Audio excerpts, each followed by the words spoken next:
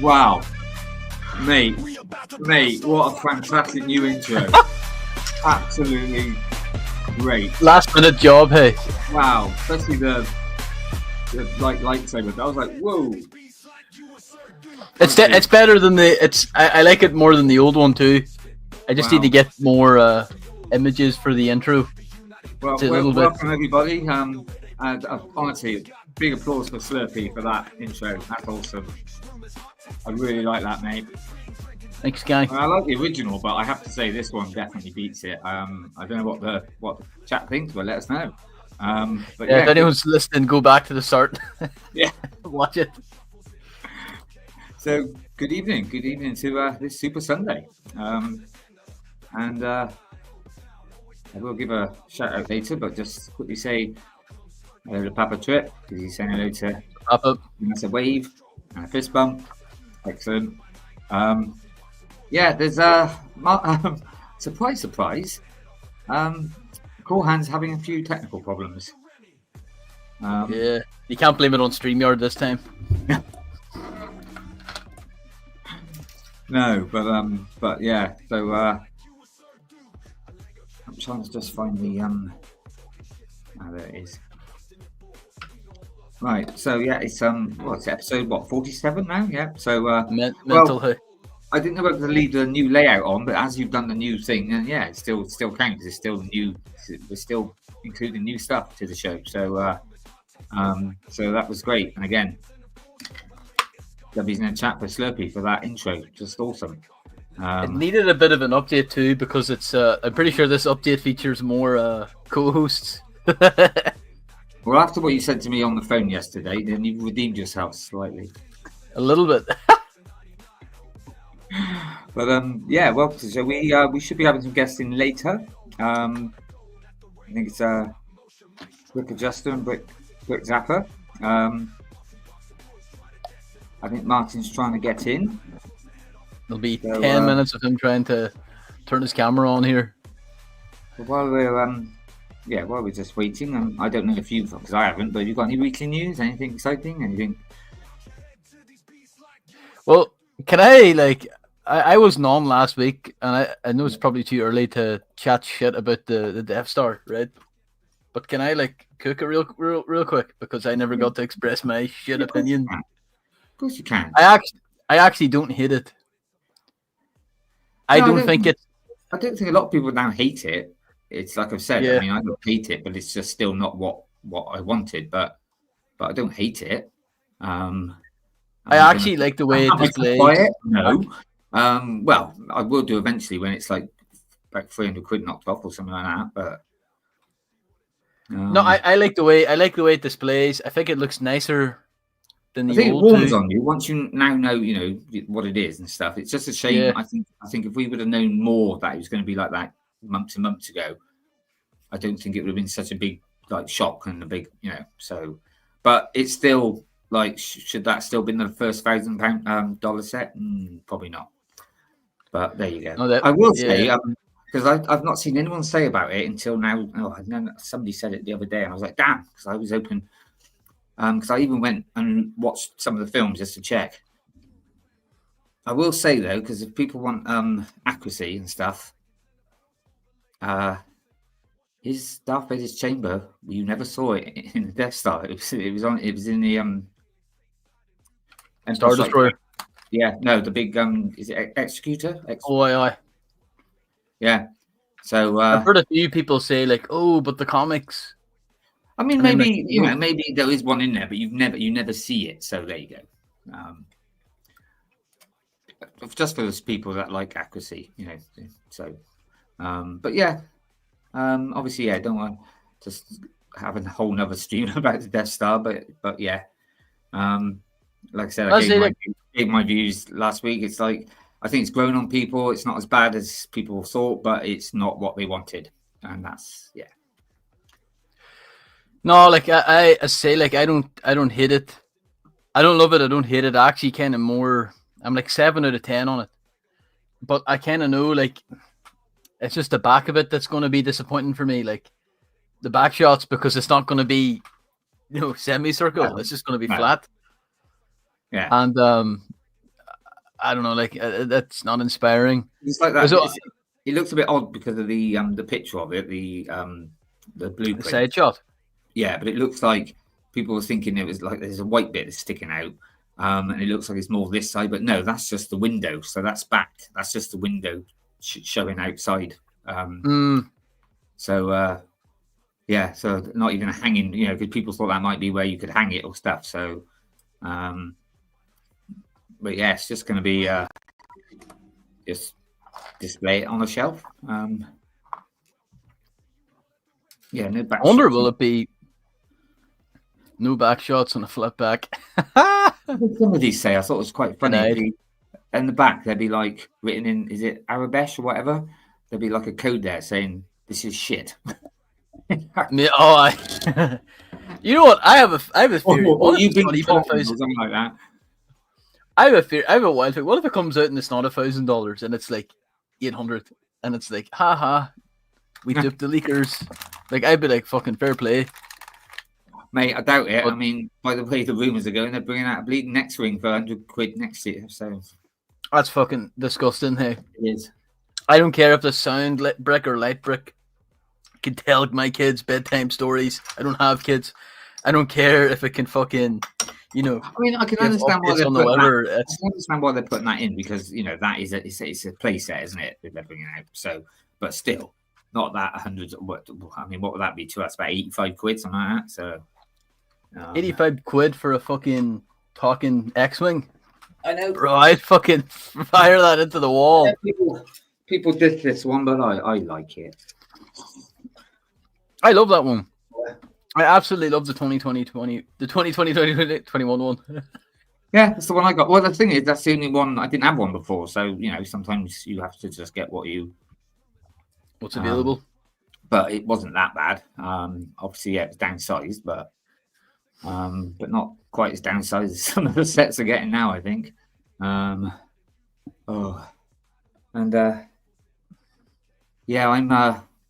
I've been trying to because I've got 2 weeks off now, and I'm supposed to take the 2 weeks to nice and calmly build the AT-AT or AT-AT. I'm actually coming to the Full of Cool Han entered the studio. What? As well as the legs. I've always done this as well. I got to slow down. Calm down. You've got. I can't help it. It's just awesome. Absolutely awesome. Yeah, got so that was your weekly news. Yeah, I didn't got any. There he is. What the fuck? The only weekly news is personal. That's the first time I went out last night and got a little bit hammered. Really? Yeah. It's my brother's 60th. I saw a hand. Oh, go on, show us a hand again. Yeah.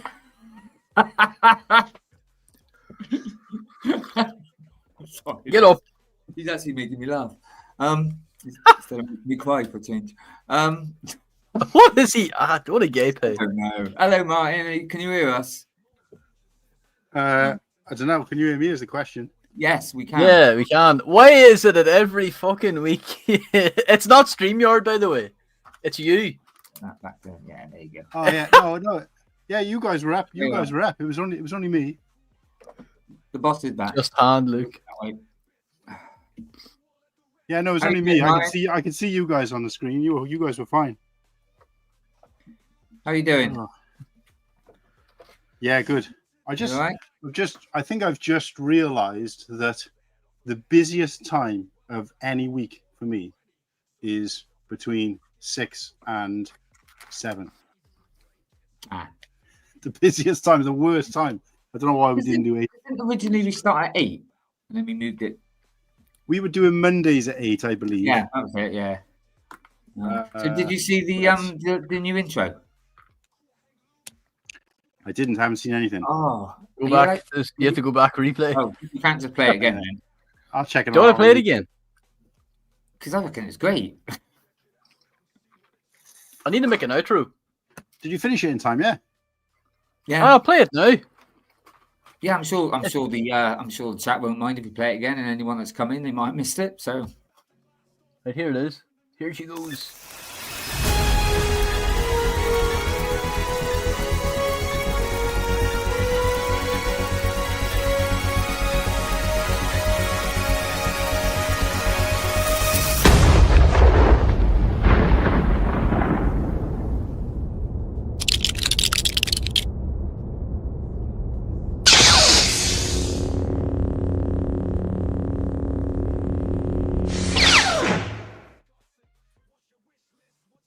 That's it. Nice. What's Nice. Cheers, man.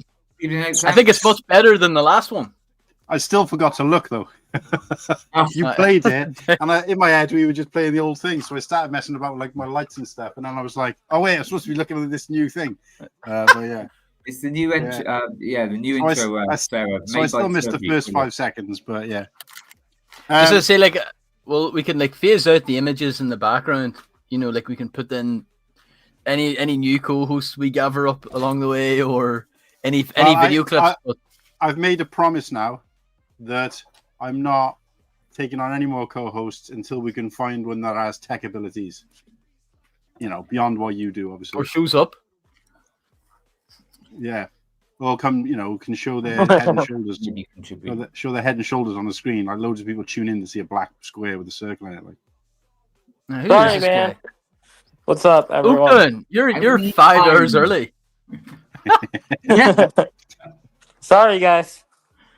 but look, an update on the tech abilities, right? So you guys were right that every week tech problems, and I will tell you TPC. that it is still Streamyard every week, and I'll tell you for why, because I never had any other problems I've had in the past with Streamyard. And again, like I said, never had any problem with the 20 or more streams I've been on the RAN as. Never had any problem until we paid for Streamyard. Never had a problem since we've been paying for Streamyard. Premium Yard. But the only time I only ever had problems, and it was the same problems every time, was once we paid for Streamyard and went back to the free version. This week was completely different. It was just my mic, and basically, do you remember when we first started streaming? I used to stream down in my living room. Mm-hmm. So I had no stream setup then because we hadn't long moved in the house, so we didn't even have a free room.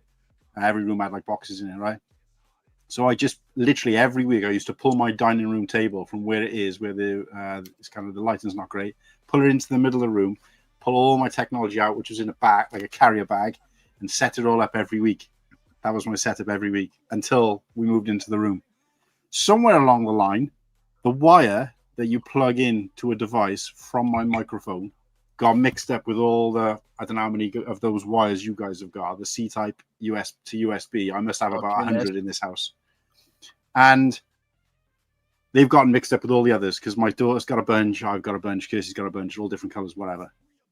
Now, after I started having problems with this mic a while back, I read in the thing that it says, make sure you use this, because it's got that capability, you've got to use that same wire. And I don't know which it is. And the only way to test it is when you're doing a stream to see if it works or not, because some work and some don't. So the one I had in there for ages, every time you touch the mic, it would disconnect. So I've been using another one, which was fine, but it was a little bit too long, and I think I must have caught it. So I've never been able to discover which the actual original wire was that came with it. I've even gone as far as looking at my Amazon order from way back, trying to look at the pictures of the product that I bought to see if I could identify any differences in that wire to any other.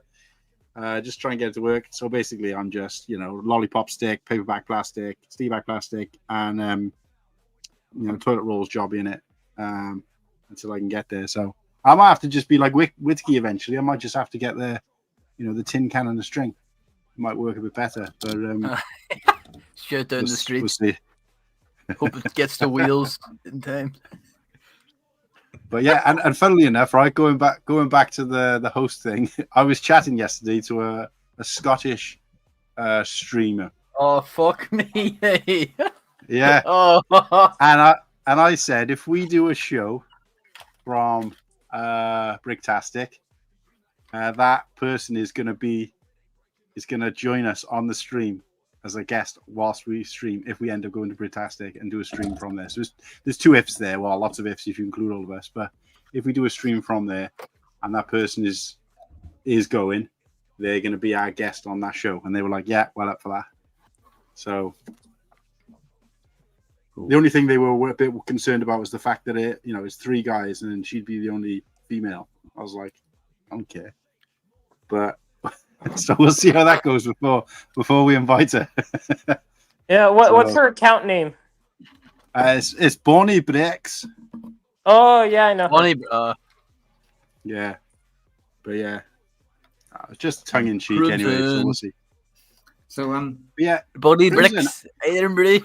Martin, I just want to give a big shout out to your other half, to Kirsty, because have you seen this? Oh no, wrong one. Sorry, hold on. Oh, don't tell me he's learned how to put pictures up. Oh, I thought he learned how to put pictures up. Yeah, that's well, sweet. I've done that as well, but yeah. I was like, I've got to see if I can get that on there, and yeah, so I just downloaded it from. She you sent posted it to you, didn't didn't you? No, you posted it in Instagram, and I just. Mate, you should have said I'll have sent you the original picture. That picture on there is going to be blurry as hell. Oh, it looks I alright. think it looks fine there, but you know what's so funny is like the full scale. The quality of that like, picture is better than the profile pictures he sends me. The quality of. I think I'm just going to use. I thought everything was fine. No, the quality of the pictures. Because first of all, your arms were chopped off. So I was like, this is where I'm trying to explain why. I'm not just being like really anal and like, I need your shoulders because I fantasize over them.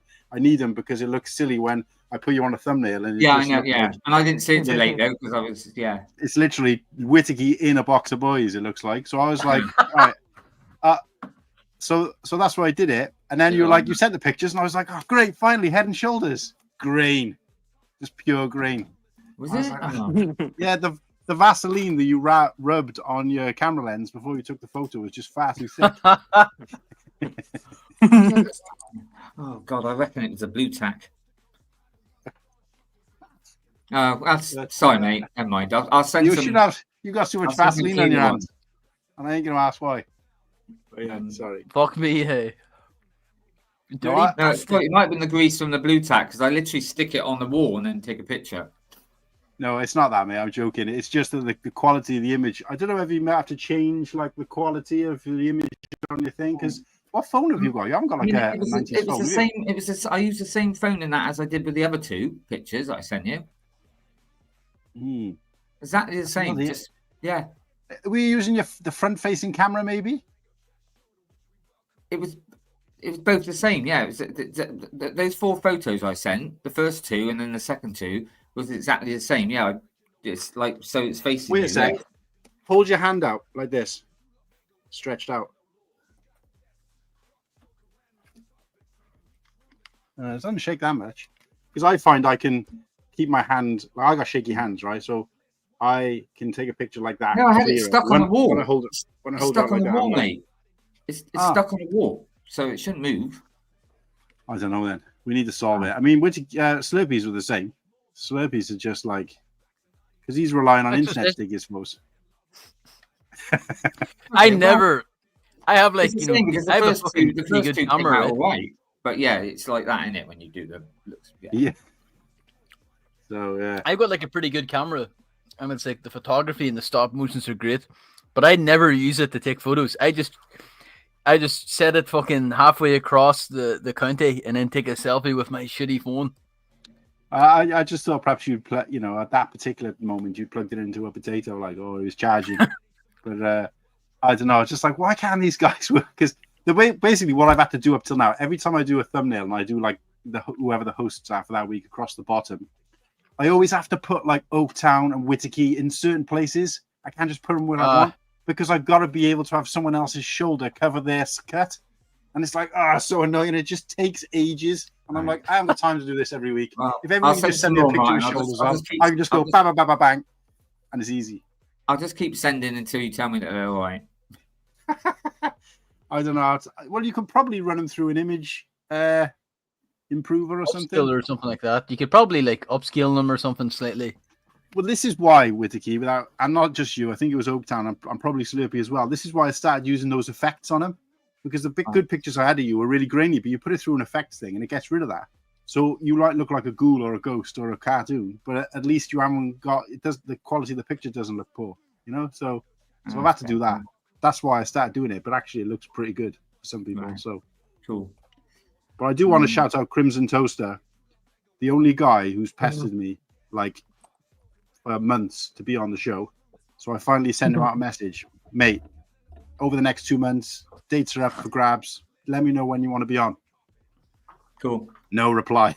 But he's in a chat now, so I know that's what I'm saying. It. So Yeah. thanks, Crimson Toaster. You know, you just playing hard to get. Like, but those slots are all filled now, mate. You'll have to wait until I put the next message up for the next few people. So I think somebody else got back to me. I'm pretty sure it was Clever Pig. So Clever Pig got back to me like 3 weeks after the message to say, I'll let you know if I'm available any of those dates. I'm like, too late. Is those dates? So yeah, like 3 of them had already passed. So, but, you know, people are people. You know, we can't. It's just like me before the stream. Like some people are just busy sometimes, so we can't complain. Cool. But yeah, so well done on the horizontal. Anyway, Oaktown. Nice to have it. Why is it that Oaktown always looks like he's just about to get in the shower or just gone out of a shower? Because I just got out of the shower. It's wet hair boba, isn't it? What? Wet hair boba. That's pretty fucking good. In my defense, I swear I have not been that annoying. At least I hope so. About what? About messaging you to come on the show. Also, because I can fully control my schedule, so I didn't want to say anything I couldn't commit to. Do you want to hop on now? Yeah, I've just realised that. How the hell have I managed that? I sent the StreamYard link to Nick. I forgot to press send. Oh, cool. Oh my god! Such a plum, like. Fucking pie. What? What? No, I didn't. Well, no, I didn't. While we're waiting, do you want me to do the shout out or? Yeah, it's up to you, mate. Let's go. While we're warming up, like. Oh, that's why. Oh, Sorry, Nick. Sorry, Maria. I'm gonna go make some tea, guys. I thought perhaps they were being fashionably late, and I thought I'd check my phone to see if they've sent some apologies, and then yeah, I don't know how I've managed that. I better check I've sent the right one because I know what happened last week. Okay, I'll do the shout out then while we're Yeah, between sending them the post and everything else, I missed the link. Ooh, my bad. Ooh, right. So I don't upset anybody. Right. Let's go into space, shall we? And say hello to the. Who are you worried about upsetting? Gang. All right, they're not upsetting, pissing you off. Yeah, but can you remember why I was annoyed? Because you didn't like it. Why? Because I don't know. You just said, "Get that shit off!" and shouted at me. It was like, "Oh, okay." No, I said because it belongs to StreamYard, and we try to be original here. So I've spent hours and hours creating music for this stream, and you're like, "Nah, not using that. I'm going to use the free one." So I was like, "Come on, now we're paying good money. Like, let's make use of it." I didn't know that. No, I didn't know that was the reason. But no, it's fine, mate. You use what you want. It's your segment. No, I'll tell you what. We'll put that one on then. But can you try and make one a bit more livelier, though, please? Thank you. Yeah, I'll carve it out of all my free time. All right, but just a little bit more livelier, and then I'll use yours all the time, mate. Anyway, this is the Cool Han shout out. Then this is so welcome everybody. I'll just get to let's go to the top. I hate it when it all goes blue. Right. It's not working. Right. Okay, right. Well, we'll start off actually with Cool Han. He's like, so funniest comment in the chat gets pinned and a special shout out. So get that down, chaps. Still waiting, guys. Still waiting. Big shout out to Papa Trip. Howdy, Cool Han. What's up, Papa Trip? It's nice. How you guys doing? And make that lot look good. Oh, thanks, Papa. Yeah, they should be on very soon. Cool. Shout out to Brick Dynasty. Hi, Ken. What's up, Brick Dynasty? Might have to get hold of you soon, Ken. I'll let you know why later. We've got Slurpy's #1 fan. We've got Muggsy Lad. Good evening, Muggsy. What's up?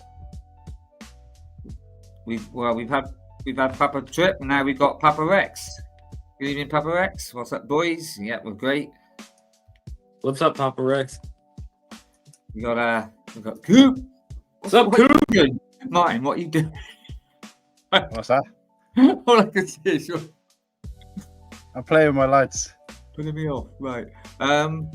We got Paddy the First Dog, another one of our regulars. Thank you, Sarah, for coming in. Brilliant. We got TPC Lego. Welcome to the chat. Talking to the devil earlier, we got Crimson Toaster. Be good to see you when you come in then, mate. What's up, Crimson? A couple of months now, it looks like. I think, hold on, let me have a look. It's we've got BrickAdjuster. Yeah, what's up, I Nick? can see Maria? down in the green room. He's waving at me. So he'll be in a minute. At least got to give him some fanfare. What's Good up, evening, Will Holder. Harper? Good evening. Nice to see you in here. And I think that's it for the moment. Of course, anyone else who comes in, I will say, oh, look, someone just sneaked in. Evening, Joel. What's up, Joel? Nice to see you, mate. Anyway, so that's it. So obviously, anyone else comes in, I will give you I will obviously shout you out. So yeah, there you go. Right, this is it now. I've done enough warnings. If you're not visible, you're not. People just don't want to tune in to see a black screen. So when you guys are tuned back in, let me know and I'll put you back on the stage. What's up? Right, there we go. Oh, he's got the arms out. No, he's got his guns out. Go. He got the guns out. Okay, guys. So look, as you can clearly see in the background, I've changed my backing lights to orange. No. I don't know what. Every other color works. You change it to orange, it goes yellow. Shout out to Stud. Good evening, Stud Sidious. But this is in in respect of our new guest, who I assume in their favorite color is orange, since there seems to be a lot of orange going through their stream. But so these guys are what I'd call the coolest couple in Lego, or if my spelling errors are to go by, the coolest cool couple in Lego, because I couldn't spell today on Instagram apparently. But well, I think I misspelled his name last time, didn't I? I think. Yeah, I think I put it with a C as well. The amount of apologies I got to give these guys when they're on is unreal. Yeah, but, N-I-K, I think, right? Yeah, well, I see it now in his name. But Yeah, anyway, guys, let's add to a stage a good friend of the show and obviously a good personal friend of ours, especially after meeting him in Brick World. Mm-hmm. BrickAdjuster, aka Nick. Oh, there you go. He's got the soundboard. Yeah. How's it going, mate? No, How's it going? I did make this banner, but I'm assuming Maria's coming on as well. Yeah, She is, but I keep messaging her. She was at work, but now I think she's at her mom's. She's on her way. She's on her way. Well, you so don't mind sharing a banner. First apology is because when I see your image, because you guys are two separate entities, but you've got FULLOFBRICK is your, just like us with Cool Han, but obviously the show is named after me effectively, I guess. But the FULLOFBRICK thing, so whenever I see your icon, because it's the two of you in there, I automatically think that's your shared, because some people have got that. They've, like ACOB, for example, they've got a shared account as well as individuals. So when I wrote that message, which I sent to multiple people anyway, it was to you guys. It was meant for like you as in both of you guys. But I didn't realize till afterwards that I sent it to your individual one. So then I was like, I hope Maria doesn't think that she's not invited. That wasn't the case. It was supposed to be the both of you. I'd love to have got you on separate, but I know because you guys come as one, then I thought it would make more sense for you guys to come on, together as one. So my apologies for messing that up and not being a bit more clear. I think in the message you sent, it was like to the both of you. So I asked her anyways if she can, and she's like, yeah. Hopefully I'm not working. And unfortunately she was on call today, so she had to go in at 8 a.m. But then she said, when I'm done, I'm going to try to get there as soon as possible. So she'll get here, but just not. Well, at least we didn't get in right at 2 p.m. Yeah. I don't know. When you sent me the message, oh, we're going to try out a new format. I'm like, oh, it's a new format. We're going to start at not 2 p.m., but 2:30 or. But then I heard that you forgot to press the send link. The send button on the we're going to try a new format, not really invite the guests. Yes, the Streamyard. That's what I was thinking. New format is going to work. Yeah. I'm like, oh, it's starting late, and then I press the link. Oh wait, they're on. The guests are now just clickbait. They're not on. They're just to get people to click on the live stream. I mean, fair play. We are normally late anyway, so yeah. And that's the other apology I got to make in advance, because I've been, and so has Slurpy, have been lucky enough to be guests on your show, which is a fantastic show, very sort of almost family orientated. It feels like you're kind of being welcomed into the family, and the way you guys do your show, I take a lot of inspiration from that. Although I'd love to do a lot of the things you guys do, which I'll talk about in a sec, throughout the fullness of the stream. But it just has that family feel. But it's also very kind of organized. I know you guys have been going for a lot longer, but it's very kind of organized. You got your segments, and you, Nick, are very good. You're a natural interviewer. I'm a natural talker, but you're a natural kind of interviewer.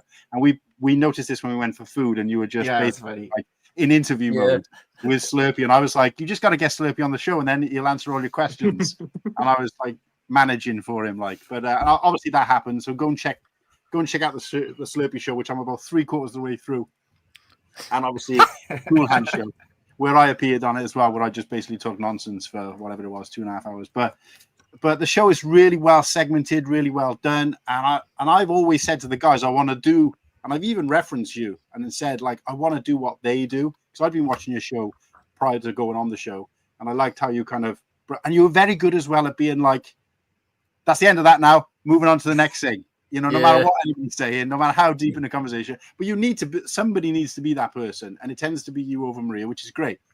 Because you're clearly that much, organized or whatever. I'm the complete opposite to that. I'm the one that people can't move on. And I should be the one saying, right, come on, let's move on to the next thing now. So this is the way we do things here. Completely the opposite, basically. Not structured at all.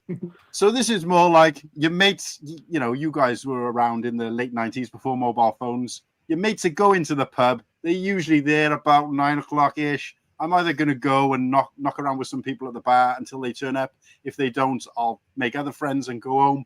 Or they will rock up and we'll kind of work out who's coming and who's not, and then we'll go to another bar and we'll make a mess of ourselves. That's basically based on that lifestyle.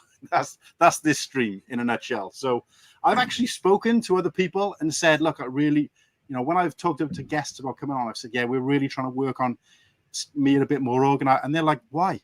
That's what makes the show what it is that you guys don't, because not only that, but the way we work anyway is that we could plan it all day. We have done some planning and organizing, and it's all turned to pot anyway. There's always still been a successful stream in terms of views. There's been a couple. Yeah. So I think to myself, well, people have said, well, that's what gives it its characteristic. Don't take yourself too seriously. And if things go wrong, you can't blame anything. It just kind of, and we're very good at kind of winging things and working on problems. So I just need you to know that before you come on the show, that this is basically like a bag of spanners that you've thrown yourself into. So it's like what you said. I will just make said though, Martin, before. It's like you don't want to do everything, what everybody else does. We want to be different. So I do, but I also do want to have some loose structure. And to the point where I had a couple of ideas. So the main one that we're going to do, which I've said about doing since very loose. Yeah. It's like, but it's like a loose bowel movement in it, So, but every so often something slips out. Yeah. So the main thing, it's like anything a sack of surf spuds down the toilet. That's exactly how I feel sometimes on this stream. But the main thing that I was talking about to Nick in the new structure is that we're going to try and keep the show to 3 hours, and I'm going to try and do a Nick and be like, it's 3 hours, guys. We're going to call it whatever. some of that's to do with feedback about it kind of like goes on a little bit, drags out. Sometimes you feel like last week, it felt like we were pushing for the sake of pushing, but also because some of the guys have preferred the streams we've done where it's kind of people can come on and come off, and that, like when I do the Cold Fusion stream, and I've had loads of people asking me when am I going to do another one of those, and I just thought, why can we not try that? And this has taken a bit of influence from what Ostif did as well, and the ACOB guys kind of did something, but within their own stream, and then they stopped doing it. I don't know, but where we're going to do a 3-hour show, cut it at that, and then we're going to go to a new stream, which will be like an after hours, which will be a bit more relaxed. It'll be parental advisory, so we'll be a little bit more well behaved in this one in terms of content.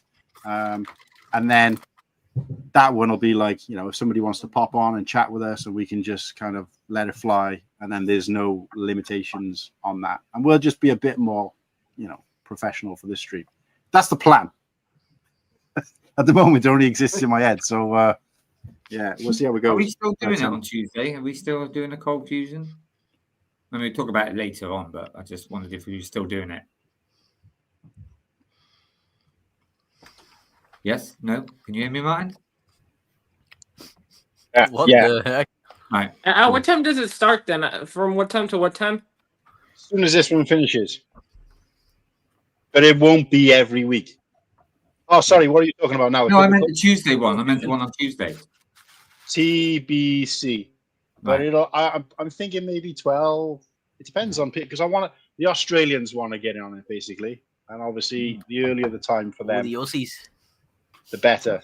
Yeah. So they've both said they're going to try and book the day off for the Aussie Invasion stream, or the following day off. So that's not too bad, but we will try and go a bit earlier that week. But apart from that, yeah. So the S Crimson, there's going to be an after hours today. That's the new structure that I was talking about to Nick, and obviously Nick and Maria, if they're still around and they haven't had a guts full by then, they're free to jump on as well. So yeah. So look, obviously we got a guest, so let him actually say something. Guys, we want questions in the chat for Nick and eventually Maria. And if you guys haven't checked out Full of Brick on Frozen Nick's channel, go and do it now. No, he's good. What's Cold Fusion? I haven't seen that stream. Ah.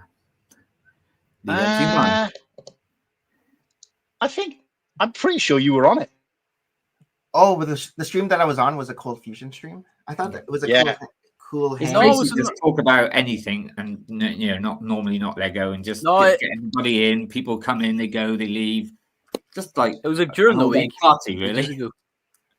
I'm pretty sure, Nick, that you came on. I might be wrong, but basically, I just randomly. People were asking to do a stream. I just did a stream one day, called it Cold Fusion, because the idea was to try and initially get people on the stream leading up to Brickworld who hadn't shown their face and weren't known in the community, and a couple of people have said to me how they were nervous about going to. It's like maybe 2 people who reached out said they were nervous about going to Brickworld because they don't know.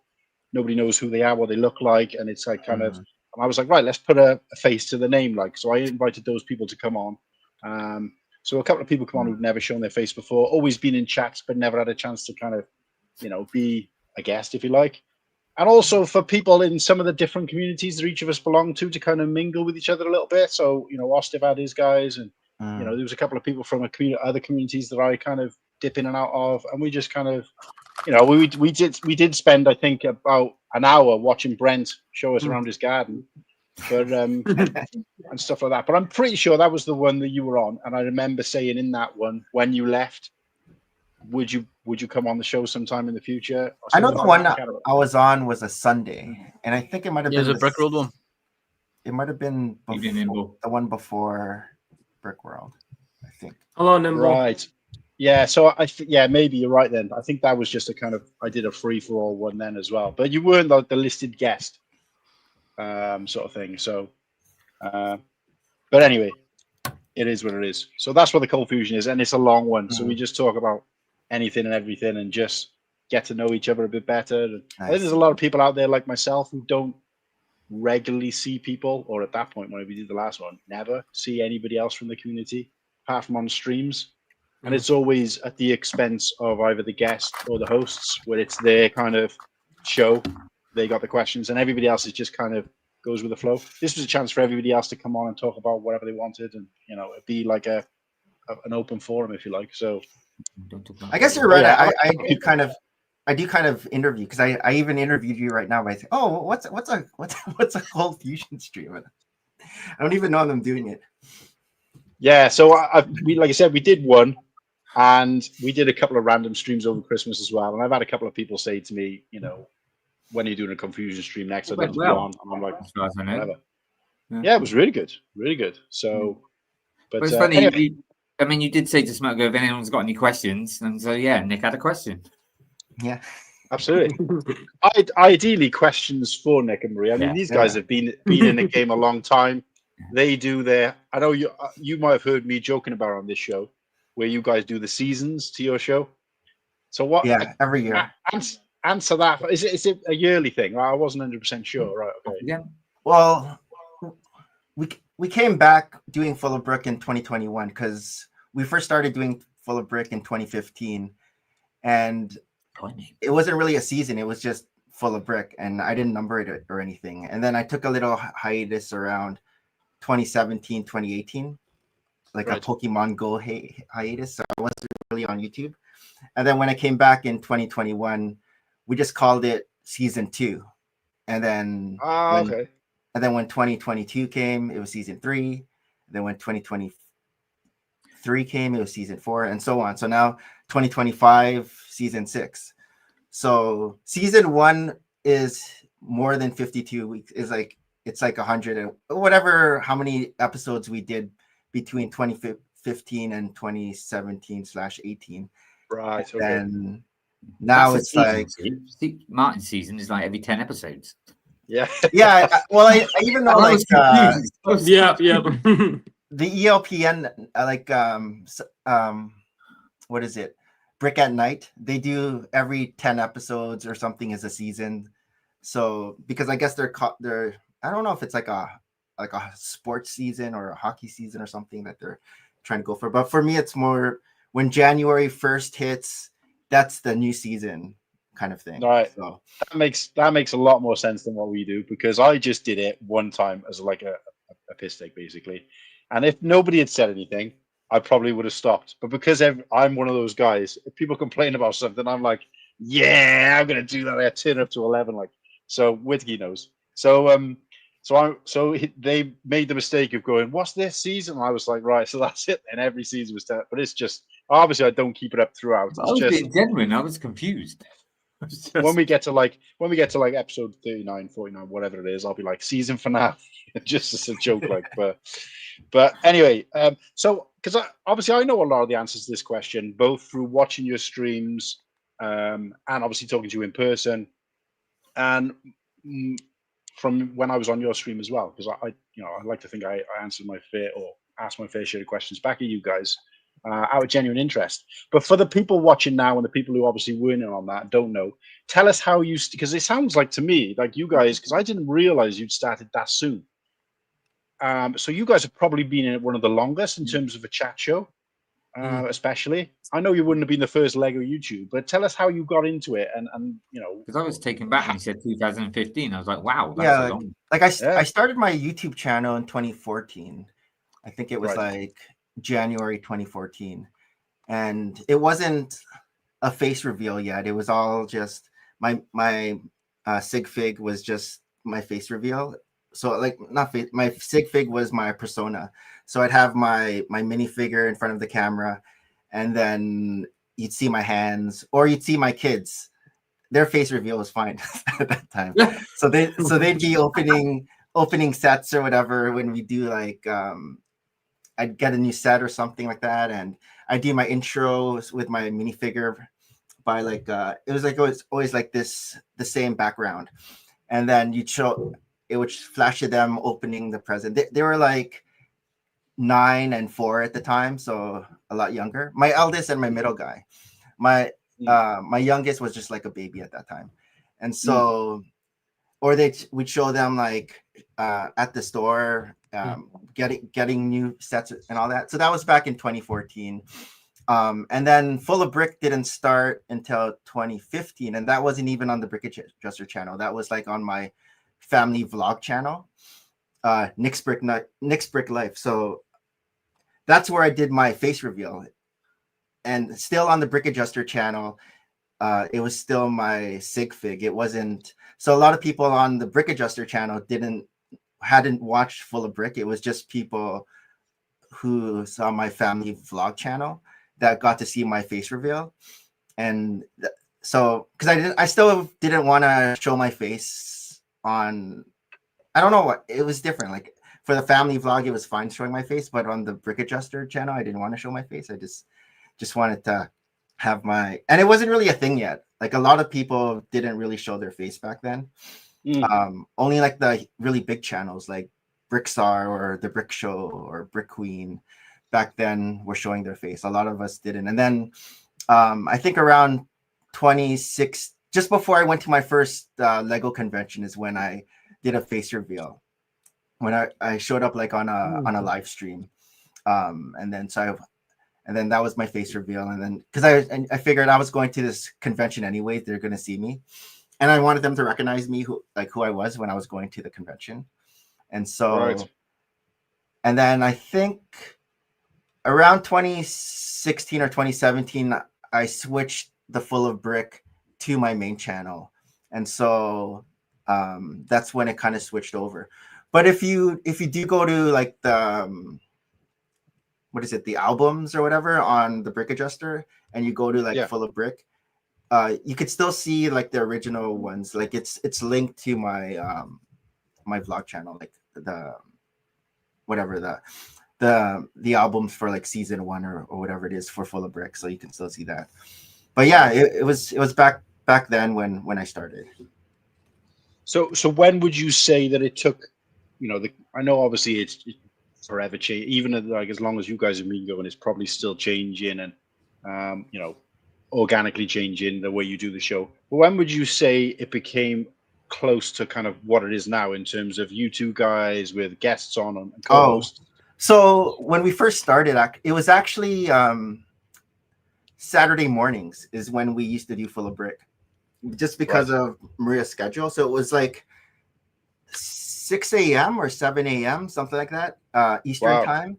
And so we didn't have guests back then because I wasn't going to ask someone, oh, do you want to come on 6 a.m.? And so Harold would show up though. And the format back then was basically weekly recap, show and tell. Like there was no like beginning part. So the actual shows were like an hour. It was just like an hour show. And then I think when we came back, we started having this other Open Build Repeat. He's another YouTuber. So it was like the 4 of us. And so for a good like maybe 2 years, it was the 4 of us, kind of like how you guys are doing it. Just like weekly recap is just like us just chatting, right? And then we do our show and tell, and then we might do like the news. Oh, Maria's here. We're not wearing anything? No, we're not wearing jerseys because it's not Full of Bricks. I feel so. What, you were looking for your uniform? Oh, Maria's here. I went around the house going, "Where's my uniform?" I was just giving like Now they just know I look like boring in a t-shirt. Well, I was a bit worried when she was off screen and shouted, "We're not wearing anything." I was like, "Wait, no, it's not that type of screen. That's afterwards." Because hi everybody. That's hi, when they're inviting so us after the show. It's more of an adult theme. So. Oh, this is like just I'm casual. I'm in like my t-shirt. That's later. Yeah, because usually when I'm coming home on I don't Friday, think they could show that on YouTube. Oh. No. I wasn't sure what kind of show this was, but every time I usually come from work on Friday nights and I'm like running late too for Full of Brick, my jersey is just like there. Like I walk in and it's on the couch and I'm like, oh, that's the uniform for today. Like this is my fashionista right here. We're gonna get to the jersey slightly because that was one of my questions. But Cool Han was asking like, how was the format back before we had guests? Do you remember what we used to do? I just show up and Nick says perform. And boom. No, but do you remember how the format was? Or because I'm kind of testing you now to see, because I already gave them the spiel. I'm curious to see if you actually remember. As much as I love history, I'm kind of like a move it forward kind of girl. I'm just No, I don't remember. I feel like I feel like we always had a show and tell, and in my head, I'm like, are we spending too much money for all these show and tells? Actually, you know what? Before early days, before Harold was a fixture on the show, it was just me and Maria, and I was there. It was basically just a whole show of weekly recap, and then there was no show and tell yet. There was no news that you can use, like no news. It was just us chatting about what we did for the week. And then at the last maybe 30 minutes, we put an open link in the chat. And so anyone could join.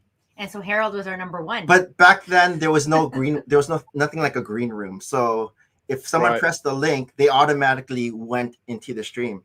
You couldn't really, and so you can't really filter anybody who could come in or not. The reason we stopped doing that was a couple of times we had some inappropriate guests just pop on, and we're just like, oh, just wow, trolls. nice meeting you too. So one person popped on, and I guess they had their phone to the screen, and it was like pretty inappropriate twerking going on. I don't remember what. So we're quickly like, where's the eject button? Where's the eject?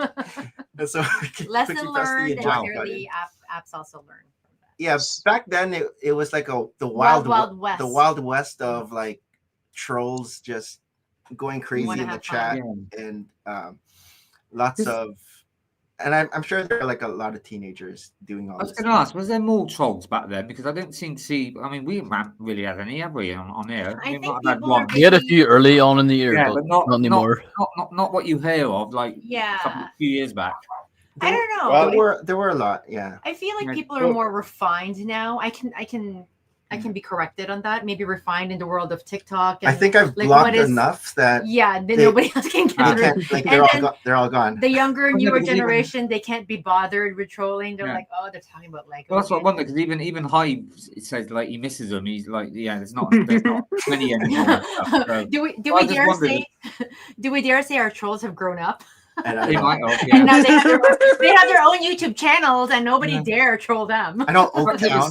Oaktown. Perhaps it was a new thing, and they just got bored. It's boring now, isn't it? Nobody cares. I think and people know, and people kind of get to know that you're trolling. So it's no fun. So I mean, I just wondered if there was a big difference between like a few years back and like now, because it seems there were more. Don't seem to be as many.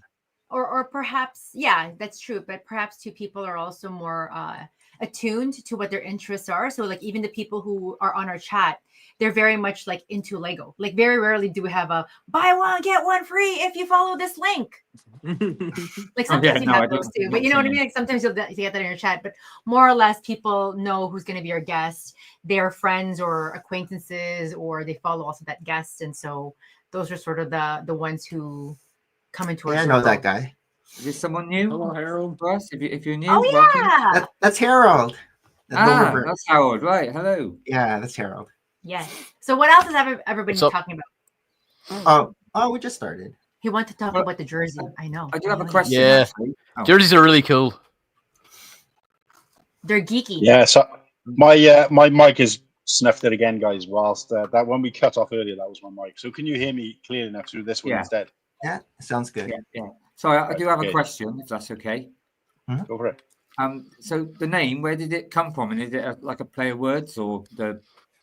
So BrickAdjuster, adjuster is chiropractic is my background, and so like adjustments, and then Zapper. I treat radiation therapy to cancer. So just by fluke, we're like the bookends of the alphabet, BA and BZ. Like we never thought that was. Oh, I didn't even realize. Yeah, I've always thought that. Like, that's pretty cool. So clever. But maybe Maria is so clever. but also meant that like you said, the show used to be, was it full of bricks? Full of brick. Full of brick is supposed to be like full of. Yeah, is it? That's what I was going to say. That's what it is. Yeah, because we used to go, welcome to Full of Brick, and you go, you're full of brick, and then you're full of brick. That's what we used to always say. I thought so, but then I thought, well, maybe not, because No, that's what it is. And then I wasn't sure too if it was a play on FOB, like you're a fob, but then I guess we can't really bring that up here. Fresh off the boat. I don't know if that's a term. Okay. Yeah. Derogatory. If you're a newly immigrant to the country, especially for Filipinos. When I was younger, they call you, hey, you fob, and I'm like, I didn't know what that was, right? I was newly arrived. I'm like, what's a fob? I don't know what that is. I never really thought of it. I totally go. We don't really have. We don't really have that here. Yes, I'm very much into reading, right? So anything letters, words, like I always play with that stuff in my head. Like it just percolates all the time. So I have many multiple meanings and layers to a lot of things that I. But that's what FULLOFBRIck was. Well, I don't know what a fob is. So there you go. I don't. Well, I think. Right? Oh right. Yeah. That means. You still don't know. No, fresh off the boat. Fresh off the boat. It's a derogatory term. So throughout history, there's been a lot of derogatory terms towards immigrants. For Latinos, it's always been wetback. For Italians, it's always been wops. It's without papers. For Asian people, I don't know if it's just Filipino. I think it's also Chinese. I think so, Fox. It's fresh off the boat. Yeah, which we never took the boat. I don't know how many people took the boat. Subject. Maybe I'm really sheltered too in my. You flew fresh off the plane. I was a fop. Yeah. Let's change the subject. There you go. Question for Patrick. Wow! What the hell? Whoa! What kind of show is this, guys? It's Papa only 3 p.m. here. Context for the comment, please. I'm not even wearing Slurpy's outfit. I should put on like a show the chest out and everything. So the closest we have here to that is wet behind the ears, and that basically means that you're clueless. So all of us in this case would be someone wet more behind the naive, ears, right? Naive. There's more, but we're not allowed to actually. Yeah, there's a lot. There's more that I can think of. We are very multicultural here in Canada. Well, in fairness, the Welsh, the English, the Scottish, and the Irish all rip into each other all the time anyway. But it's more like big brotherly love than kind of derogatory. It's more making fun of England at this point. Yeah, it's more. I was going to say it's more Welsh, Scottish, and Irish versus England, but yeah. Oh, the mighty have fallen. Yeah, but back to Nick as a Lego sex symbol. This is actually one of my favorite shirts ever. That Nick is wearing. I love this shirt, and it was from Philly Brick Fest, right? Philly Brick Fest. And lots of words. Brick Fest Live, Lego creation, and this is the shape. I like Craggle. When we first started getting to Lego, there wasn't a lot of merchandise out there. It was very few and far in between, and so this was like one of my favorite. I forgot I was even wearing it. I was just wearing the shirt. That's why I came down and I'm like, where's my shirt that matches that? Because I have one too. I was just wearing the shirt. But Nick keeps all of our clothes in pristine condition because he doesn't otherwise let me wear it if not for in front of FULLOFBRICK. Oh, the jerseys? True. Yeah. Yeah, well, we were explaining, Maria, just before you got here, and I liked actually the fact that you said you just show up, Nick does all the organizing. Your attitude to your stream is what all of us have as an attitude to this stream. We just show up. I hope someone else has done some work. Yeah. The only problem is we've got no Nick with all these fun hosts and co-hosts. We've got no Nick. Come on, we go. What's going on? Nick is very good. I do appreciate the structure that happens in our lives because of Nick. I really do. He wants 5 more of those emoji flying money. Yeah. Maybe he'll do it for 5 of those. Harold. 1. What is 1? Harold's always in your green room. You don't know what. So we're actually going to see Harold after 2 years. We're going to see him in Brick Slopes. Yeah, we haven't seen him in a while. You guys have to come to Utah. Brick Slopes this coming weekend. Coming Thursday. Yes. That's right. Yeah, that's right. Salt Lake City. Oh, okay. And of course, they had another one, an offspring of it in Colorado, which was just earlier this year. So maybe one day we'll traverse through Colorado He's too. being persistent. He wants to take that shirt off. I can roll it up the sleeves. Maybe back in 2015, but not the 2025 version. Not the 2025 version. Do it. There's just more of us. It's more of me to love. While we're on the subject, actually, Harold, what's he doing? Is that your hair? How's his hair? While we're on the subject of Harold, actually, because I didn't get a chance to meet Harold because he was otherwise engaged when I came on the show. Yes. But what I was my question is kind of like almost a 3-part question, because I noticed when I was watching your show for the a few weeks here and there, but certainly I try, if I'm going to be on somebody's show, I try to do as much research as I can, so I don't show up like I do to my show, looking a bit wet behind the ears. So I just try to get to know you guys, get to know that, right? Okay, I got to dance at the beginning. I still think I'm the only person who's actually done it from the UK. Seeing the other awkward dances from people who just don't dance, like Ken. Slurpy was good. Slurpy was great. Slurpy was. I can dance. Slurpy. That's the thing, though, too. Slurpy looked like I held back. Boom, boom. But you notice how quickly he stopped as soon as he spilled some of his tea. He was just like, whoa. Not the tea. In fairness, it was like 3 a.m. too. Yeah. Well, this is what I was going to say, because I thought it was funny that Nick. I thought it was funny that Nick was like, I wasn't going to ask people to come on the show at 6 o'clock in the morning. I was like, no problem asking to come on at 3 a.m. No but and stay till 6. But no, but you're right. I am definitely more of a night owl than I'm an early morning person. So, but no, I did my research, and you guys had Harold on, No More Bricks, and then also a guy, I can't remember the guy's name, but Port City Bricks. Oh, at Port City, yeah. Yes, Jeremy. So on the episodes I watched, so I assumed he was one of your co-hosts, but it just so happened when I came on, neither of them were there, and then I was just curious as to, was it my deodorant, or did something change, or what? We actually know Port City Bricks. They're a pair. Back from husband 2015. Wife. Yes, back and from so Harold had a little hiatus. I think he was gone for a few months. 3 months. Yeah, so we asked Jeremy to sub in for him, and so Jeremy subbed in graciously for a few weeks, and then when Harold came back, he stayed on. But then he just asked to take a little bit of a break because I guess he wasn't so into Lego as much. Into Lorcana. He got more into Lorcana. Oh, okay. Yes. So he said he was just gonna take a little break and then just maybe message him back and see if he's available again to kind of come back in. Yeah. But so he was. But we're fluid kind of people, you want to hang out with us, that's cool too.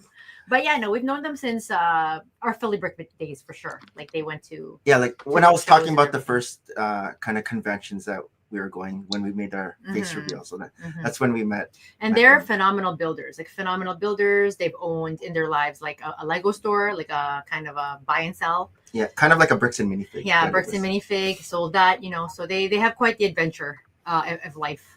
Yeah. Those two. Now wait, so you're saying Harold and Jeremy. Port City Bricks were Jeremy, sorry, were like a twosome. Like No. They were friends. We're all friends. Jeremy has a wife. That's what I mean. No, I mean like they had a show together. No. We've always had a show with Harold. No. So they'd come into Full of Brick and just kind of be a co-host. Sometimes similar to a lot of your co-hosts kind of thing. Okay. No, because when you were saying they run a Lego store and stuff, I just assumed you meant together. I meant Jeremy and his wife Andrea. They owned a store wherever they live. On our show, Jeremy was only by himself. on. Yes. Andrea was kind of like in the background, behind the scenes. Yeah, she stopped kind of doing a face reveal. I guess. Yeah. So it was just Jeremy. Yes. Okay. Harold's work was very dynamic, and sometimes he would pop up when also he's in this Mission Impossible MIA his secret locations. Yes, we never know where Harold is. We're just saying you are safe, right?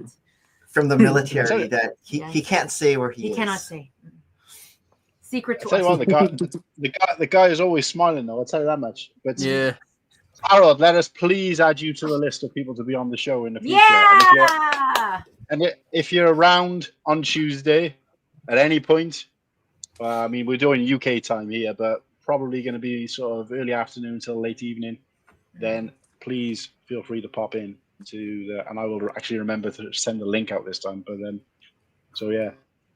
But no, going back to what you were saying about sort of a sidetrack really to what you guys were saying about what do you call trolls, is that I think it's funny actually because just as I was about to say Brick Eyes, he popped up in the chat. He said trolls, Hives pops up. Been lurking. Yeah, I didn't even say the word, but it was like, so he was talking a little bit about trolls in some of his streams and when he used to do like, I guess, I never watched him. It was before my time on YouTube, but he used to do streams similar to like what you guys talked about. So Hive streams where he'd invite, he'd put the link out there and put stuff up. I think we've been quite clever in terms of, obviously it's a different scenario now than before, but we've cultivated, which is why we're quite a slow burn in terms of how the stream has grown.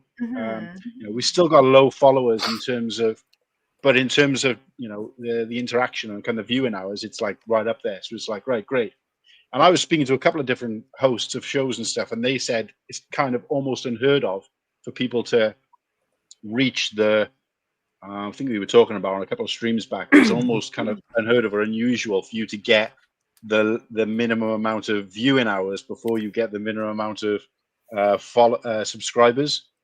So it's like 4,000 viewing hours, or and obviously you've got to maintain that within a 12-month period. And then you've got to have 1,000 subscribers. But we're like, on the cusp of getting 4,000 viewing hours within the year, but nowhere near on the subscribers. But everyone's saying you've got to do shorts, you've got to do and I was speaking to a guy recently, he said that do some streams direct to YouTube. Don't do them like through StreamYard or anything like that, because they appear in the more often. And I inadvertently tested it out last week because I couldn't get on the stream for one reason or other. It might be the week before. So I just went live on YouTube just randomly. And the amount of people just piling in, and almost none of them, I think 2 out of, I don't know, whatever it was, 20 at one point, were regular viewers of the show. The rest were just random people. And I was like, but straight away, there was like, I wouldn't say they were trolls as such, but there was like, I wouldn't even say abusive, but some like dodgy comments. I'd never heard of, and then disappeared. So I was like, do I really want that? Do I want to be able to say, yeah, we got more subscribers of real, you know what I mean? I'd rather it be slow, gradual, and like what you had one, we're talking about, and refine it and cultivate it, and and grow with time, and just people who are genuinely going to come and watch and tune in every week, and then eventually, obviously, hopefully, we get to like where you guys are with the size of your show and the amount of people who watch and stuff. So, but I think I'd rather that than just be like, do I want to tick a box and be able to say, yes, we've got 1,000 subscribers, but not 700 of them are just here to give abuse. I guess part of it is you keep it fun, right? You gotta keep yourself safe too. Like you have to feel safe in the environment you're putting out there, you putting yourself out there. And but I think part of it is maintaining your fun, right? I think part of our longevity is we're doing it for our fun. Like we're glad to like be chatting with you and catching up, and I think that's all parts of the community, that it's a global community at this point. It isn't just down the road or anything, and sharing interests that not many people from my work share, for sure. Like nobody knows this persona much about me, right? But again, putting yourself in a safe area with shared like-mindedness, right, of those who genuinely appreciate what you're putting out there. But I think, part of it is I show up on Friday, Nick shows up on Friday, and it's our date night, and you guys are all there. Maria forgets people are actually watching. I'm just chatting. I'm like, oh wait, people watch this after too? Yeah, like I just think it's like we're meeting today. Who are we gonna meet today? Right. But it's true. Like I think part of it really is the fun that you guys experience from this. It shouldn't feel like work, right? Well, I think somebody was saying that when I mentioned something like that, somebody was saying to me, well, you shouldn't be worried about these trolls and what they're going to say. And I was like, no. You don't know me well enough. It's not the trolls. It's not the trolls I'm worried about. It's what I'm going to say back to them, because I'm like, I'm like got like a quite a vicious and quite a quick turnaround when it comes to like abuse with people. So I'm more worried that I'm going to, not be able to control myself. You might be their troll. Turn the tables on them. And actually, you're going to be even more mean than them. Depending on how trolly they are, they'll just feedback on that anyway. So, yeah. Like these people wouldn't say these things to your face, like at a Lego convention or like in the street, right? Like the things they say. Well, no. But it's like Hyde used to say to them, like, bring it on, more. And they're like, oh, no, it's not affecting them. So they bug off. Yeah. No, but I think it would be, I would make it, that work for Hyde, but mine would be different, because I wouldn't be like, come on, bring it on. And it makes me strong. Yeah. Or I mean, maybe part of it too is, at this point, we're also long in the game esque in the sense that people kind of have an idea what's happening in our show, that we're kind of maybe too boring to troll. They're like, oh, it's these people again. No, we're gonna find some other fresh meat to troll, right? Like they're gonna talk about what did they do during that week, and with news you can use again. We're out. We're not gonna go into that full of brick minds. Because that's what they want, though, Martin. They want a reaction. So yeah, that's right. The best thing to do. But this is the thing. I just haven't seen any. But people would say like, you just don't bite, and I'm like, yeah, but it's not because I'm not biting like at a friend. Like you can't say that to me. It's not that kind. It's more like, oh, come on, Ed, that's not right. I'd actually enjoy it myself, but it wouldn't be enjoyable to other people watching me just viciously tear people to pieces, like and laugh whilst doing it. But so that's not nobody wants to see that. Whittakee was at the tail end of that all the way through Brick World, to the point where I think he was going to stab me. I had to keep my eyes open. I had to sleep with both eyes open on the plane because I thought he was going to come over. It wasn't that bad. No, well, you looked after me on the plane, so there you go. Thank you. Yeah. Well, I genuinely was worried about him. I thought you were dead. But if, like, he was just laying there, he was motionless, he was weak. He did mention that to us too, so we kept an eye on you too. We're like, it's okay. If I'd known that he was going to be that bad when we were out there, I would have put the pillow over his face and smothered him. I would put him out of his misery. I mean, it seems like you're all better. Knock wood. Yeah. Yes, I am. Yes, yeah. Good. Looks 1,000 times better. Much better. Yeah, put on back the weight and stuff. Amazing. I know the goatee looks good as well. I know these two are fed up with it, but basically, yeah, the ulcers have gone. Okay. But I've had to, but the actual esophagus is still healing, so I'm still on the meds. But I'm eating now what I want, and yeah, it's a lot better. Oh, very good. Yes. Moving on. Actually, while Hive was on, I just want to say to Hive, no, do not put cats on a railway track. All right, there you go. He knows what I mean. Oh, I didn't see that. No, it's just a comment. Oh, okay. Yeah. Was it like? Did he say that in Pure Rant Fury last night, 2 nights ago? He said if he had a choice of one dog on the one track and a cat on the other, and then he went, well, we know which track, and I'm like, no, don't run over cats. Yeah, but don't run over dogs either, though. I'm a big cat lover. But if you had to choose, I think he means. That's what I mean. But yeah, but I was like, no, the person who put him there. If you're the person who's put him there, then obviously that's wrong. But if they were there and you only had time to choose one, no, it's a joke. Dog first. Yeah, I was just saying. I'm curious. No, man, dogs all the way. Dogs all the way. Woof woof. Yeah. Also, I'm allergic to cats. Dogs all the way on the track. Yeah, I agree with you. I wouldn't say children all the way. I'm a cat lover. You know that. I mean, cats, dogs, but to be honest with you, I push them both off and lay there instead. There you go. Anyway, so the shirts, guys, right? So you've explained, like I was noticing this a while back. So you try to theme them sometimes, but you're generally both matching, but not necessarily the same shirt, but it's the same kind of theme, right? The theme. So whoever is going to be your guest, again, like you research who, the shows you go on to, we usually try to research who our guests are, like what are their favorites out there if we see it on Instagram or whatever, and we try to. But if I can't find anything, then it's whatever's in the next rotation. Yeah. He has things in a rotation. Because I usually have them in a row, and then I'll take and I'll put it, after we've done, I put it at the end.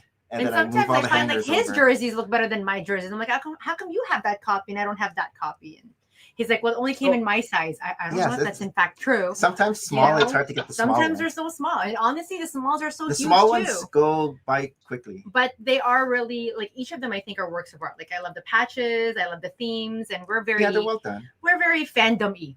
There's a lot of things that we like, unfortunately. Too many things bring us joy, unfortunately. So it does capture a lot of our, but it's mostly hockey jerseys, and sometimes they'll have baseball. Mm-hmm. No soccer/football jerseys, unfortunately, that they don't have. Yeah, well, you can't really get those kind of jerseys that you guys wear out here. I don't see them anyway. I mean, the Cardiff Devils are kind of big. It's online. Yeah, I think it's geekyjerseys.com, and I'm sure they have international shipping, unless that's too crazy for duty. Or when you next go to Chicago, send it over to the hotel, and they're American, and I think that would kill two birds with one stone. You're in Chicago. You have a. Would that work? Yeah, you have a suitcase empty, ready to take in your Geeky Jersey order. Boom. I just made business for Geeky It's like Jersey. a rotation though of themes that they have. So they'll Any retire. promo codes? Promo codes. Look at that. Slurpy's already on. I know. I should. I'm not even an affiliate or anything. Like, I know. Yeah, do they love do the sleeveless things we love. ones? You know what I mean? Like I don't think we're affiliated with many things that we love. I personally like to share the things that I love. If I love this kind of pen, or if I love this kind of stationery, or if I love this kind of thing, I will tell you this is a great product. Free promotion. I am a product advertiser. You don't have to pay me. And I'm loyal to the brands that I stand by. They're very good. But yes, get your promo code. I wish we could have use adjuster 20 for 20%. We should actually contact Geeky Jersey. We have a master collection. We show your product every week. Every week, we love it. We just don't go. Yeah. We actually rarely go outside in life with them, except we have Fan Expo Toronto here at the end of August, and so those are the times that we. I think one time we both wore GI Joe ones, and people were like, "Whoa, where'd you get those? Where'd you get those GI Joe?" Maybe we should. I think you had like Cobra Commander, and I had a GI Joe one. I don't even know what I have. Yeah. Well, what I was just about to say, what you said you themed it to the. What did you wear when I was on the show? Because I already forgotten. I don't remember. I have to look back. Was it Star Wars? Star Wars. Maybe it was Star Wars. I think if you're into Star Wars, we totally look. Yeah, I think it was Star Wars because you were Cool Han. Yes. Did you wear like an Irish one then when Slurpy was on? Did you wear like? We don't have an Irish. You don't have a Celtics jersey? No, but we have a Celtics. That's a good thing, in fact. Leprechaun hat. We have a Celtics water bottle. Yeah, water bottles that our youngest used because they were. Didn't they win something a year ago? Got a t-shirt with a potato on it. Yeah, they only wear like a potato sack jersey. Queen Mary's potatoes. So while you guys, you know what we wore for Slurpy? We wore Castle. Just see. I was thinking that he like. Don't get me started on Castle. Yeah, don't get me started on Castle. Hey.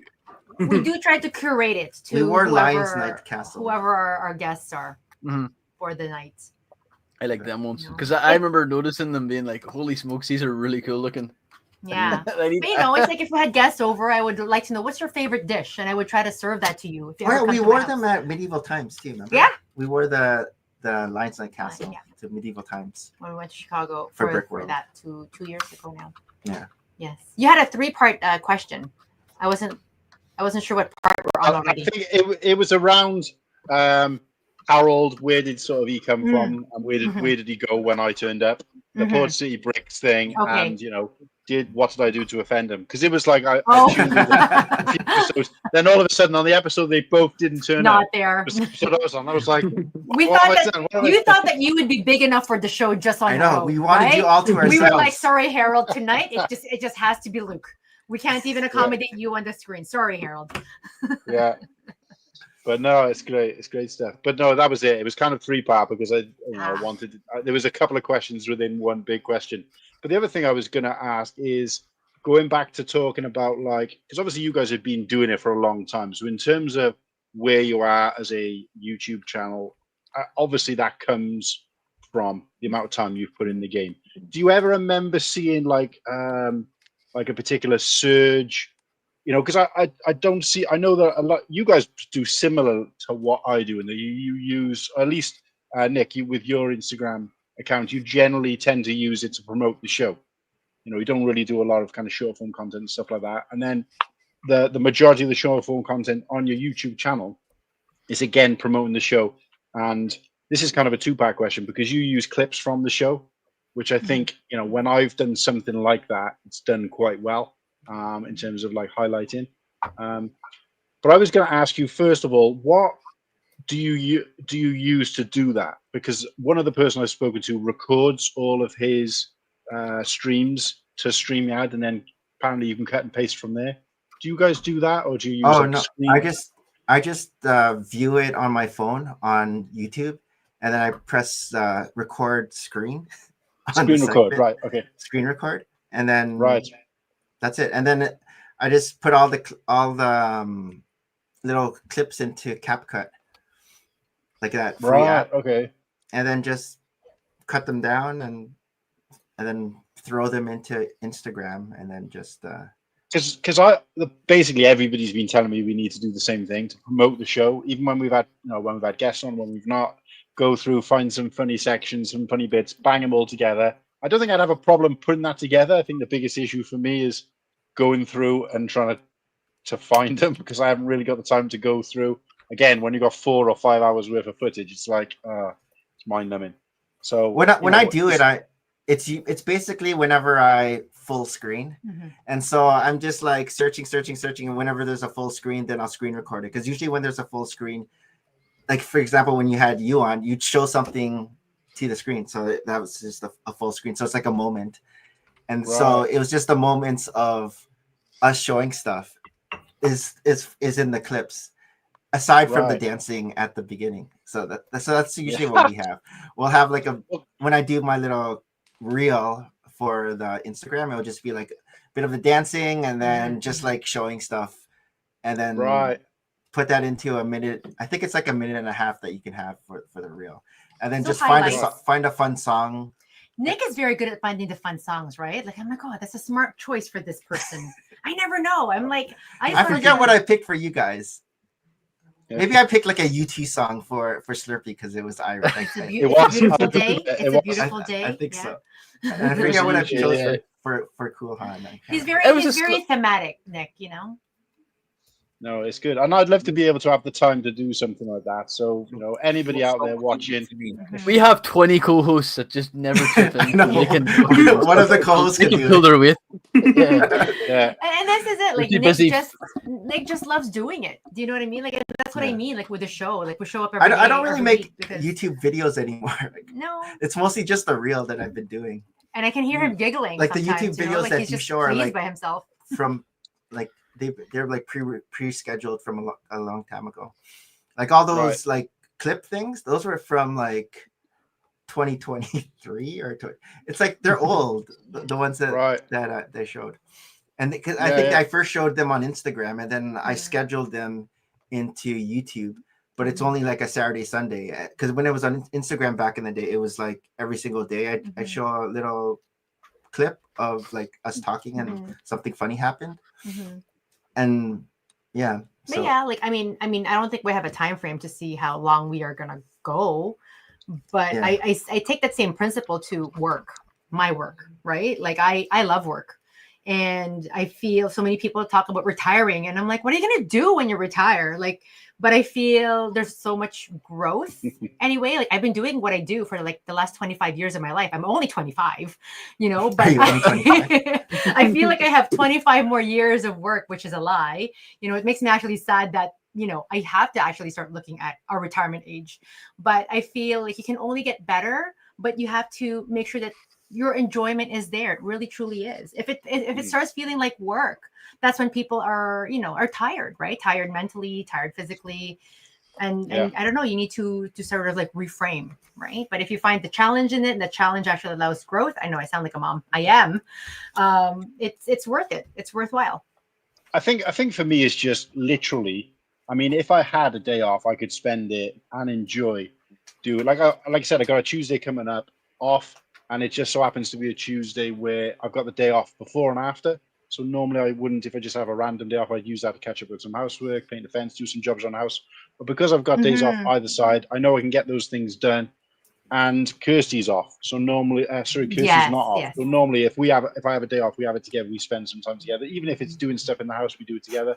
So it's quite rare to do that, hence the stream. So I would still rather spend my time doing that. But if I had that day off and I didn't have a stream planned, I would physically enjoy going through, cutting it, putting it together. But because that doesn't happen very often, it's literally just time for me, because Kirsty's out of the house a lot longer than I am. She spends a lot more time, traveling to and from work. So her day can be like 14, 15, 16, 17 hours sometimes from the time she leaves to the time she gets home. And it's only still a normal shift. Whereas with me, because I work locally and I cycle back and forth, my day is a lot shorter. So I do the majority of like housework and stuff like that. Yeah. And so that when she comes home, we can, I'll cook the tea. She just comes and you're like, honey, sit, let me massage your feet. Are you that kind of man? Wow. Nick, are you taking notes? I wouldn't go that far because she don't like her feet being touched. Making us all look bad. Right, Nick? Here's my feet. I just got off work. It's not that kind of stream. It's not. But it puts me in a position, unfortunately, where it's like by the time then, because Kirsty then goes to bed early because she's up early, so I get a few hours to myself in the night, and I'm like, I need to do something to and the last thing I want to do is look at my phone. Bear in mind, I grew up without mobile phones and stuff, and I was same. an adult without phones, so I still find it hard to just kind of in free time just sit there and look at my phone. I'm like, no, I want to watch a film. I need to wind down, and I'm one of those people as well where if I spend too much time looking at my phone, especially before bed, I can't switch off then. So for me, like I said, it's purely time. But if I was able to do it, I would enjoy it, because I've got a book here full of some of the funny things people have said, clips and stuff that I've made a note of saying, right, I'll clip that. And some of them are from like episode 5, and we're on like episode 47. That's how far behind I am with that kind of stuff. But hopefully. But I mean, it's cool. You have references, because part of it is you have to find inspiration, right? Like part of Kirsty was saying you should. What she did when she did the quiz. A shout out to Kirsty. Obviously, anybody who had the chance to see the show, what she did, she was trying to find funny clips from previous shows. And I said, "How are you going to do that without watching all of them?" So she said, "No, I just basically went through it at speed until I saw everybody on the screen laughing." Yeah. So as soon as everybody's laughed, which is why there was no quotes from Whittakee. But it was like we wait for everybody to laugh, and then she was like, and she went through, see what, like for example, when who was on? I like how he's looking like that, like he's looking at them. When you just did that and you like looked over, it's like you're looking at them to like ask them, hey, what do you think? But they're on the wrong side, so I was actually looking away. But Amy Schultz was on, and she said something about being a big booby target mom, and I was just erupted, laughing. Because he's like, oh, great, we'll put that on.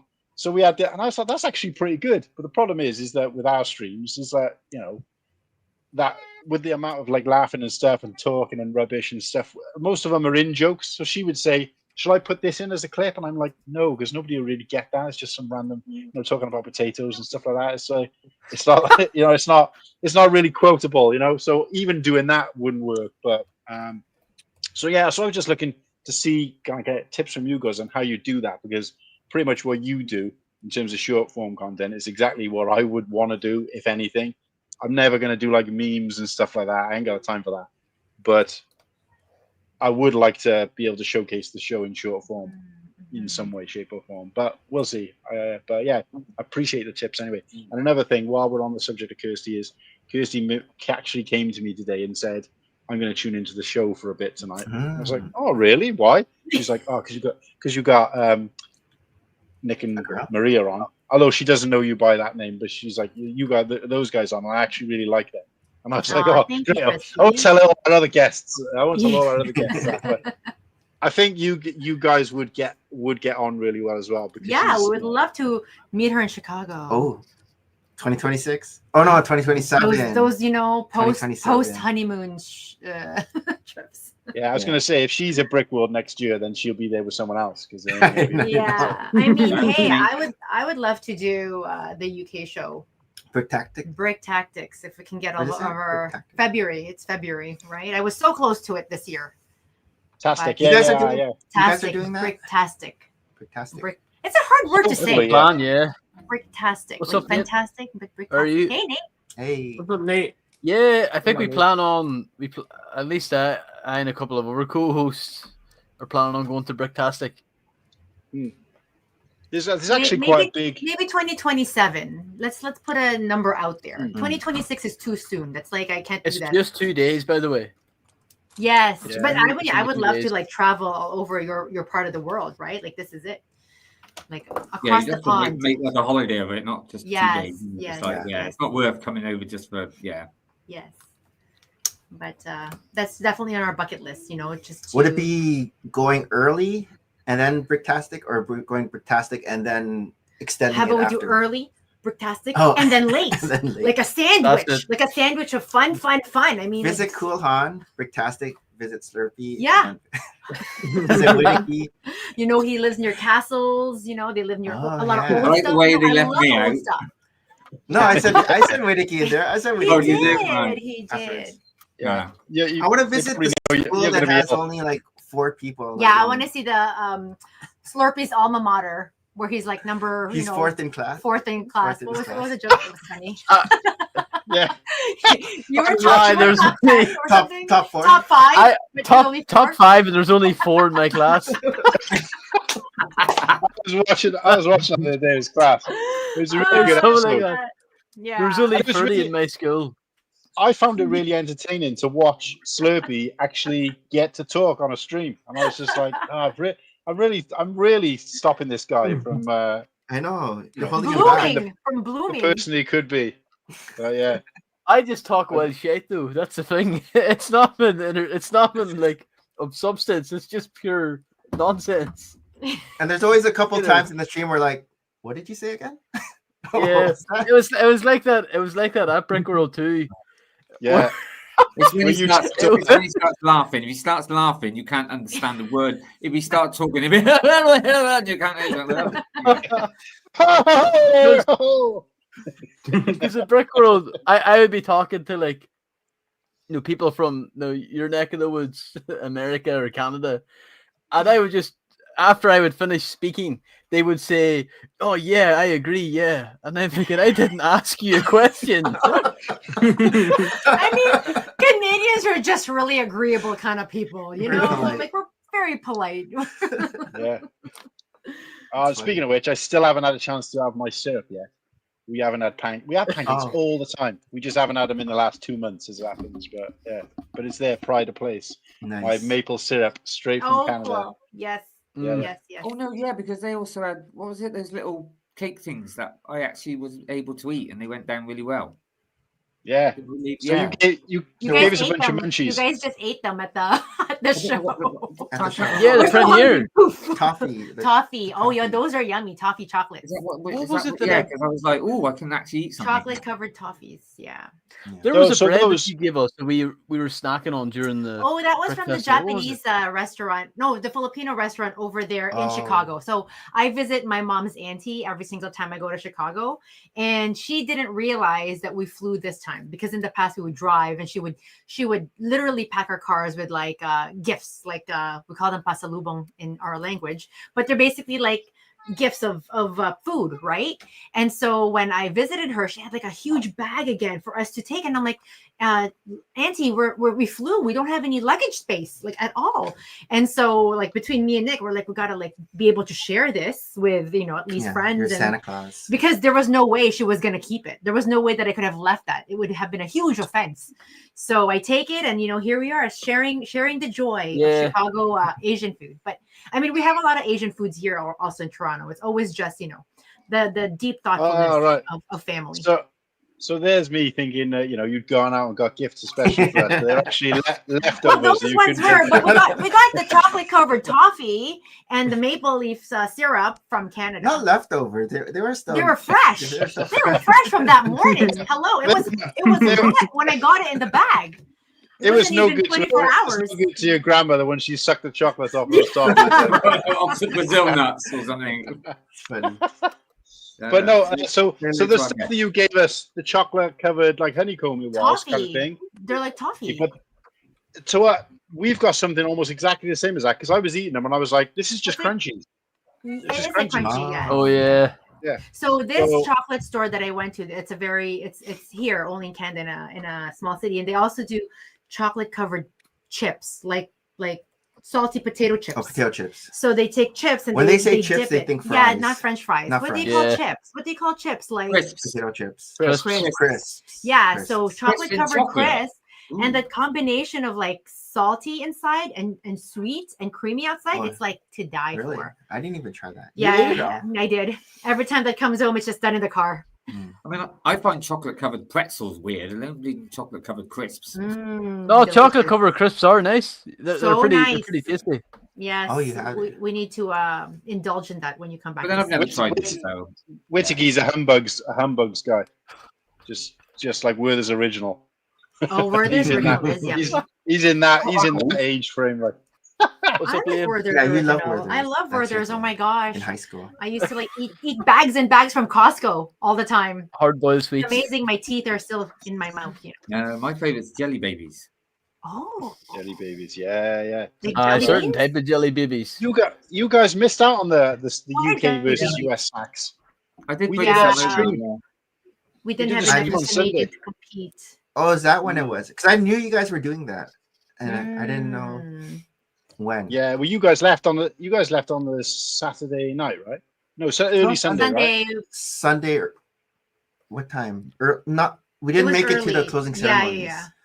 Because we had to get our car. Because didn't we say goodbye to you at the World of Lights? That was Saturday night, right?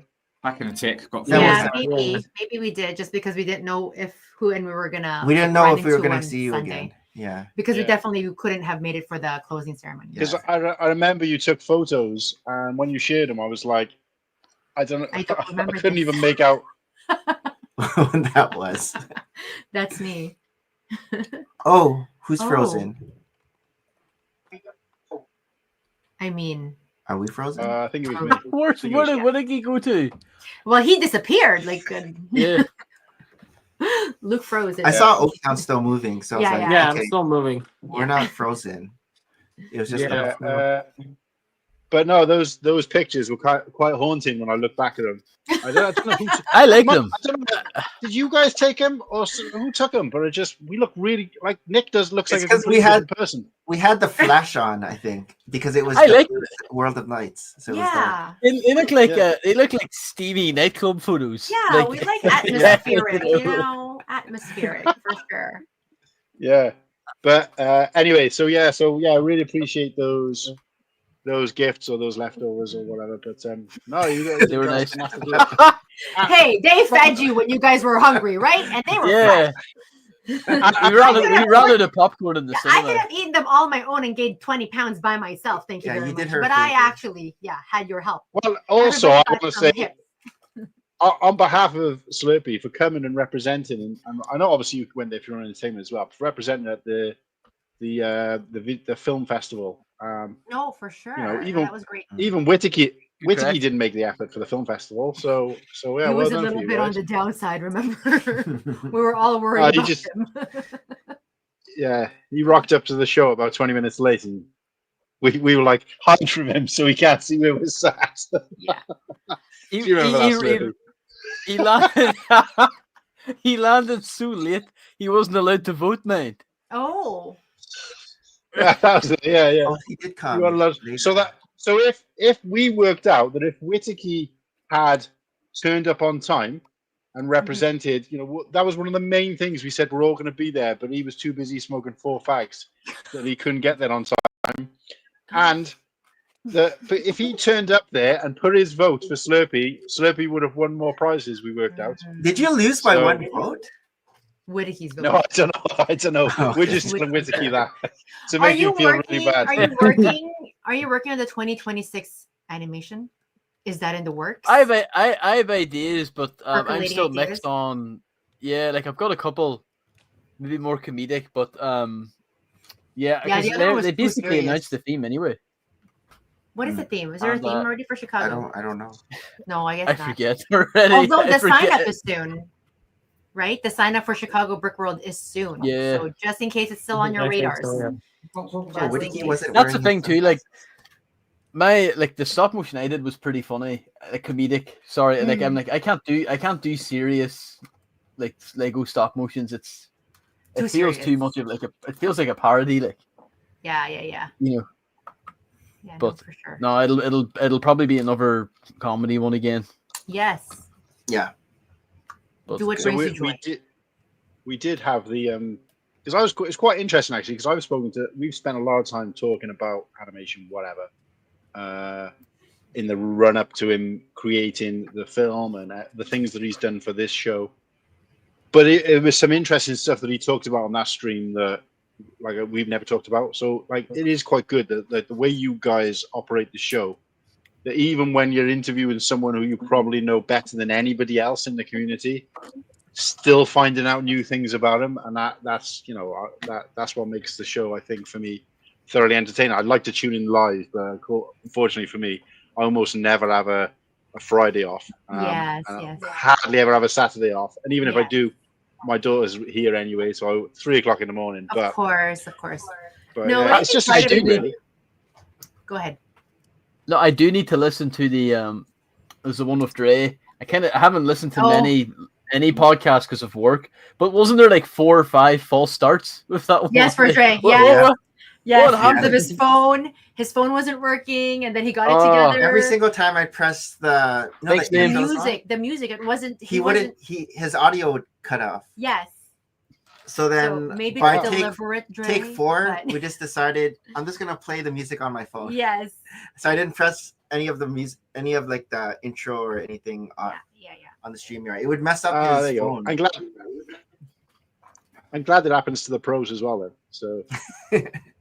No, I was gonna say, like when we're fortunate enough to have a repeat guest, I love it, right? Like even if we've had a talk with them some time ago, really, the time frame that it takes for them to come back on the show, on average, about 18 months. Like so many things happen in life, right? Like we think we're doing our day-to-day routine and nothing really has changed with us. But when you catch up with people, you're like, oh, that's different. Sometimes people's backgrounds are different. We're like, whoa, where are you? Right? Yeah. Like, so there's actually a lot more to always keep learning about each other for sure. Like, especially when you have that kind of a gap frame, right? Yeah, their lives are different. To learn about stuff. So. Mm-hmm. Yeah, because I think I did ask, like, I really love being on the show. When can I come back on again? We're like 18 months from now. No, shorter than 18 months. Fine.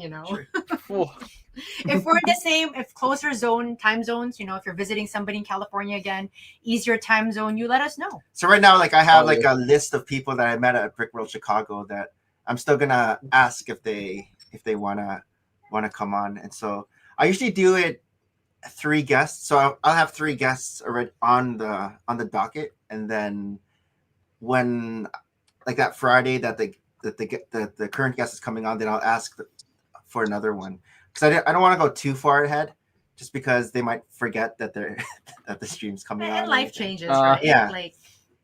So it's usually that's what I usually have. But I still have, whenever I go to these conventions, I'm like, oh, I just met such and such and such and such. I can ask them. Yeah. Because it's easier to ask if like, of course, and you're not so creepy anymore to them. Like, oh, I met you, remember? But sometimes too, I'll ask people that I see that they've seen my stuff on the story, so they saw, like, when you go to the story, you can see people that watch the story that haven't even pressed like. Yeah. So if I see people that are constantly seeing the Full of Brick, I'm like, how okay. You stalk them? Well, I'm not stalking them. They're stalking me. They're the ones that are looking at the story. And so I'm like, okay, they know what Full of Brick is. I feel a bit more comfortable asking, hey, would you want to come on? And so, or sometimes if I'm on a stream with someone that I just met on the stream, I might later on go, hey, it was great meeting you on London Bridge. If I was like on London Bridge, and that's how I got Jean on for the first time, because I met her on London Bridge, and then she's like, yeah, I'll come on. And so some sort of icebreaker, so it's just not like a cold call. Who's this guy? And then I'll get the scene. Like I'll ask, hey, would you? And then they'll say scene, and then nothing more. No comment. We're like, all right. Okay, I won't bother this person. We'll make eye contact with you again next year at Chicago, like it or not. Or I'll get the I'd love to come on. I'm like, oh, would you like to come on such and such a date? And also scene, and then nothing. Never. Like, oh. Yeah. Okay. Never mind. Yeah. But then sometimes, like a month later, they'll be like, "Oh, I forgot to because life, right? Like comment back. I saw your message, and then I'd love to come on. Oh, cool. So yeah, you'll get that too. You go with the flow. Yeah, you don't want to be too pushy, but you want to push a little bit because you want to be. Yeah. You don't want to be too hard to get, right? Yeah, like, okay, fine, come on the show. No. You want to put it out there, but you want. So you've had Martin on the show, yeah, and you've had Slurpy on the show. Would you want to wake up at 3 a.m.? He's going to be too ill. He's going to be too ill. I was tentative about asking Slurpy because I didn't want it about 3 a.m. But then Martin was like, "Yeah, ask him." I'm like, "Okay." It took me a few weeks though. It took me a few weeks to get it sorted. Yeah, you were in California. But Slurpy was just exactly coming back from this time zone, so he was a little bit off his jet lag there. So it actually worked well that he was awake at 3 a.m. still in the morning. You know, he wasn't quite back to local time. Yeah, it took me a week. It's funny actually. You guys saying about pop, like the first introduction I had to you guys was I can't remember whether it couldn't have been the Christmas episode. It must have been somebody's birthday, whether it was Brent or Sean. So I was watching ACOP at that point quite religiously, mostly not live because you know their timing is pretty poor for us as well. But back then we were living in a different house, and we were basically the whole time we lived there, we were preparing to move because we were in the process of buying a house. So we were just kind of sorting things out, organizing. So I had a lot of time where I was just kind of down in our basement, if you want to call it that, sorting stuff, and just had the YouTube. So I was constantly watching. I was always catching up with their shows. Then I had more free time. And I remember you guys popping on again. I think it was. I'm pretty sure it was Sean's birthday because I'm sure it might have been right because his birthday is like January, isn't it? So I think it was kind of early. And you guys came on then. You were kind of came on to, and the two of you were on, and you just like really animated, and like you had your matching jerseys on, and it was. I think it was like we had like video clips that people were sending happy birthday messages. And then we sent one, and we were like switching jerseys. Yeah. Do you remember that? We were like in different locations. That's it. And we were so animated and so crazy, and I was like, "Who the hell are these guys? Like, what are these guys? This is something fresh and new. It's not some guy looking at the thing and talking about, oh, Lego this, Lego that. I've reviewed this set. It was just so much of that. Lego's ruined. That's why who's trolling us anymore. ACOP themselves were quite fresh and new for me at the time, but to see two guys come on and then be a couple and be Canadian and just have this kind of like full of life kind of, and I just thought I really need to check this out, and I was like, right, great. When is their show? 3 o'clock in the morning. And I was like, okay, another show I'm not actually going to get to watch live, but okay. And I checked out a few episodes. I really found the most interesting in terms of like, I wouldn't say emotional, but I like quite heartfelt one that you guys did, which goes to show how good your range is in terms of adapting to your guest on, which again is something that we couldn't do here anyway, but we don't try to either. But is when you had Pink Wheels on and talked about like her journey and everything she'd gone through, and I was quite taken aback by that. And I even remember where I was when I was watching it, and I was like ironing some uniform for me and Kirsty for the week, and I remember thinking, and I actually sort of stopped and sat down and just watched it because I really wanted to take it in, and just hearing about like what she'd been through and her journey and as a parent. And obviously I could relate, being, I think a child is roughly the same age as Maya. I forget, whatever, those kind of details. But I just remember thinking, this really enjoyable episode. I can't remember whether she was the week before or the week after me, but I remember then thinking to myself, oh, okay, this is the range of these guys where you can be. And obviously you got some medical background as well. Well, not medical background, you work in, without giving away too much, because I don't know, what you want people to know, but work in medicine or whatever. So it's like, that you had that frame of knowledge as well, and it was just really interesting to watch. And we didn't even know it was going to go in that. We didn't even know it was going to go in that direction. Yeah. Because like we're not going to bring it up, but she brought it up, and then we let it flow.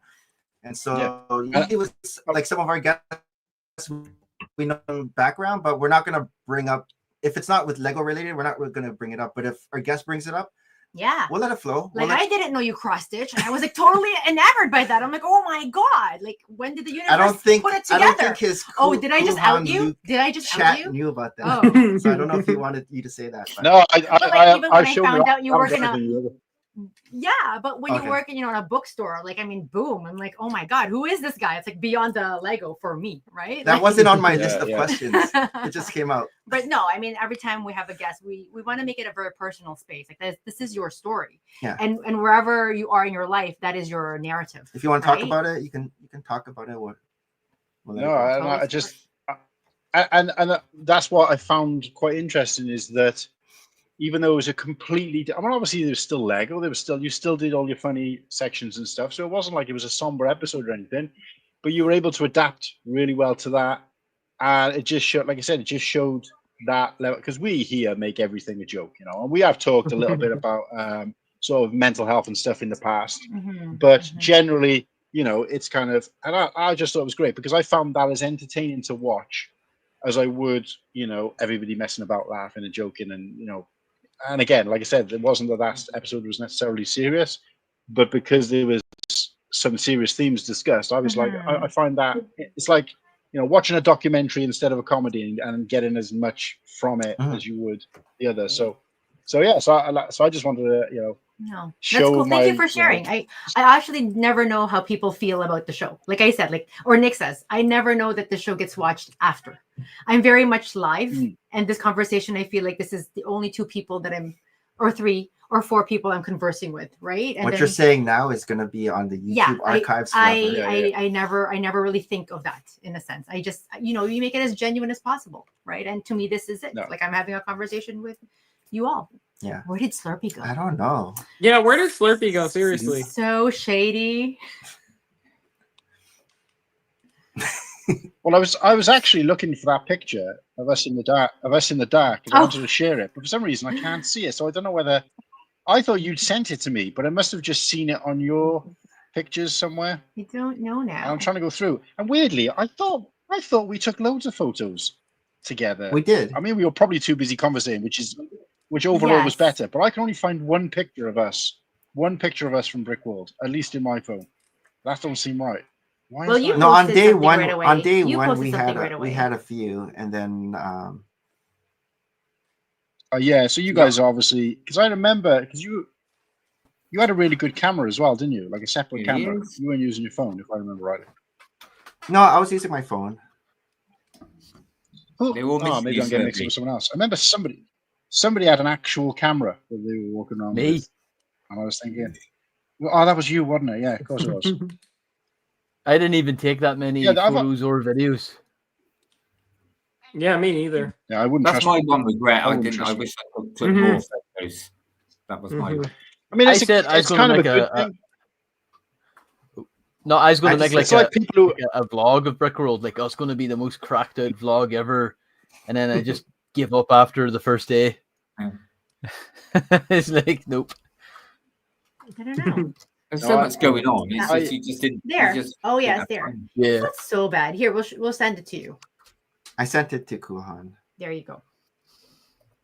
Well, I was just going to say that sometimes it's better when you haven't. I mean, in a thing like that, you've got to take some photos, or you kind of have missed out.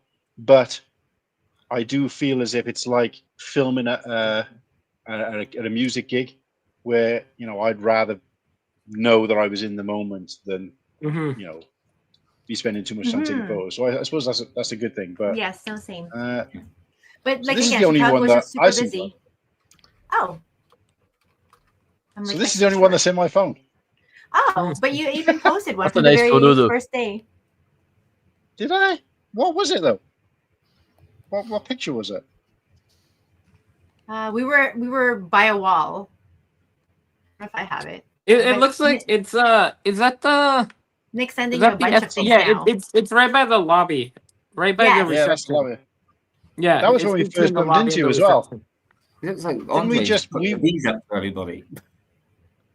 Yeah, yeah. Was this Wednesday? This was Wednesday, yes. Yeah, this was probably before I got there. I got there like Wednesday night.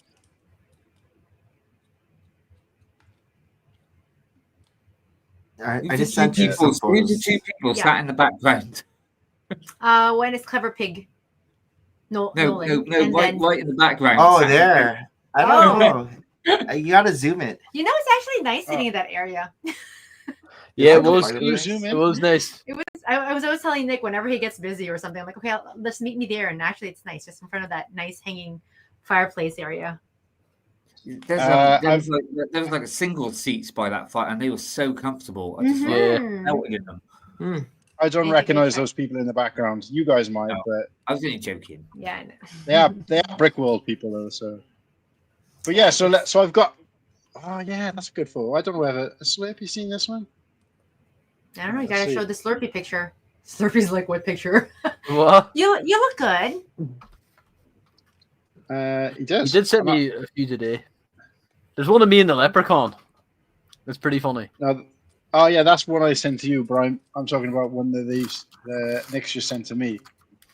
This one, right? I've got to show this one. This is the one I was talking about of me and Nick in the dark. In the dark. In the darky dark. He looks like a completely different person. I was like, who is that? So. I look different. Yeah, you don't look like you to me. I mean, let's let the rest of the guys. Let's have everyone decide. We're gonna put our scorecards up, okay? If I can get it to, I'm on a completely different device. What's up, Smokey? Smokey, how are you?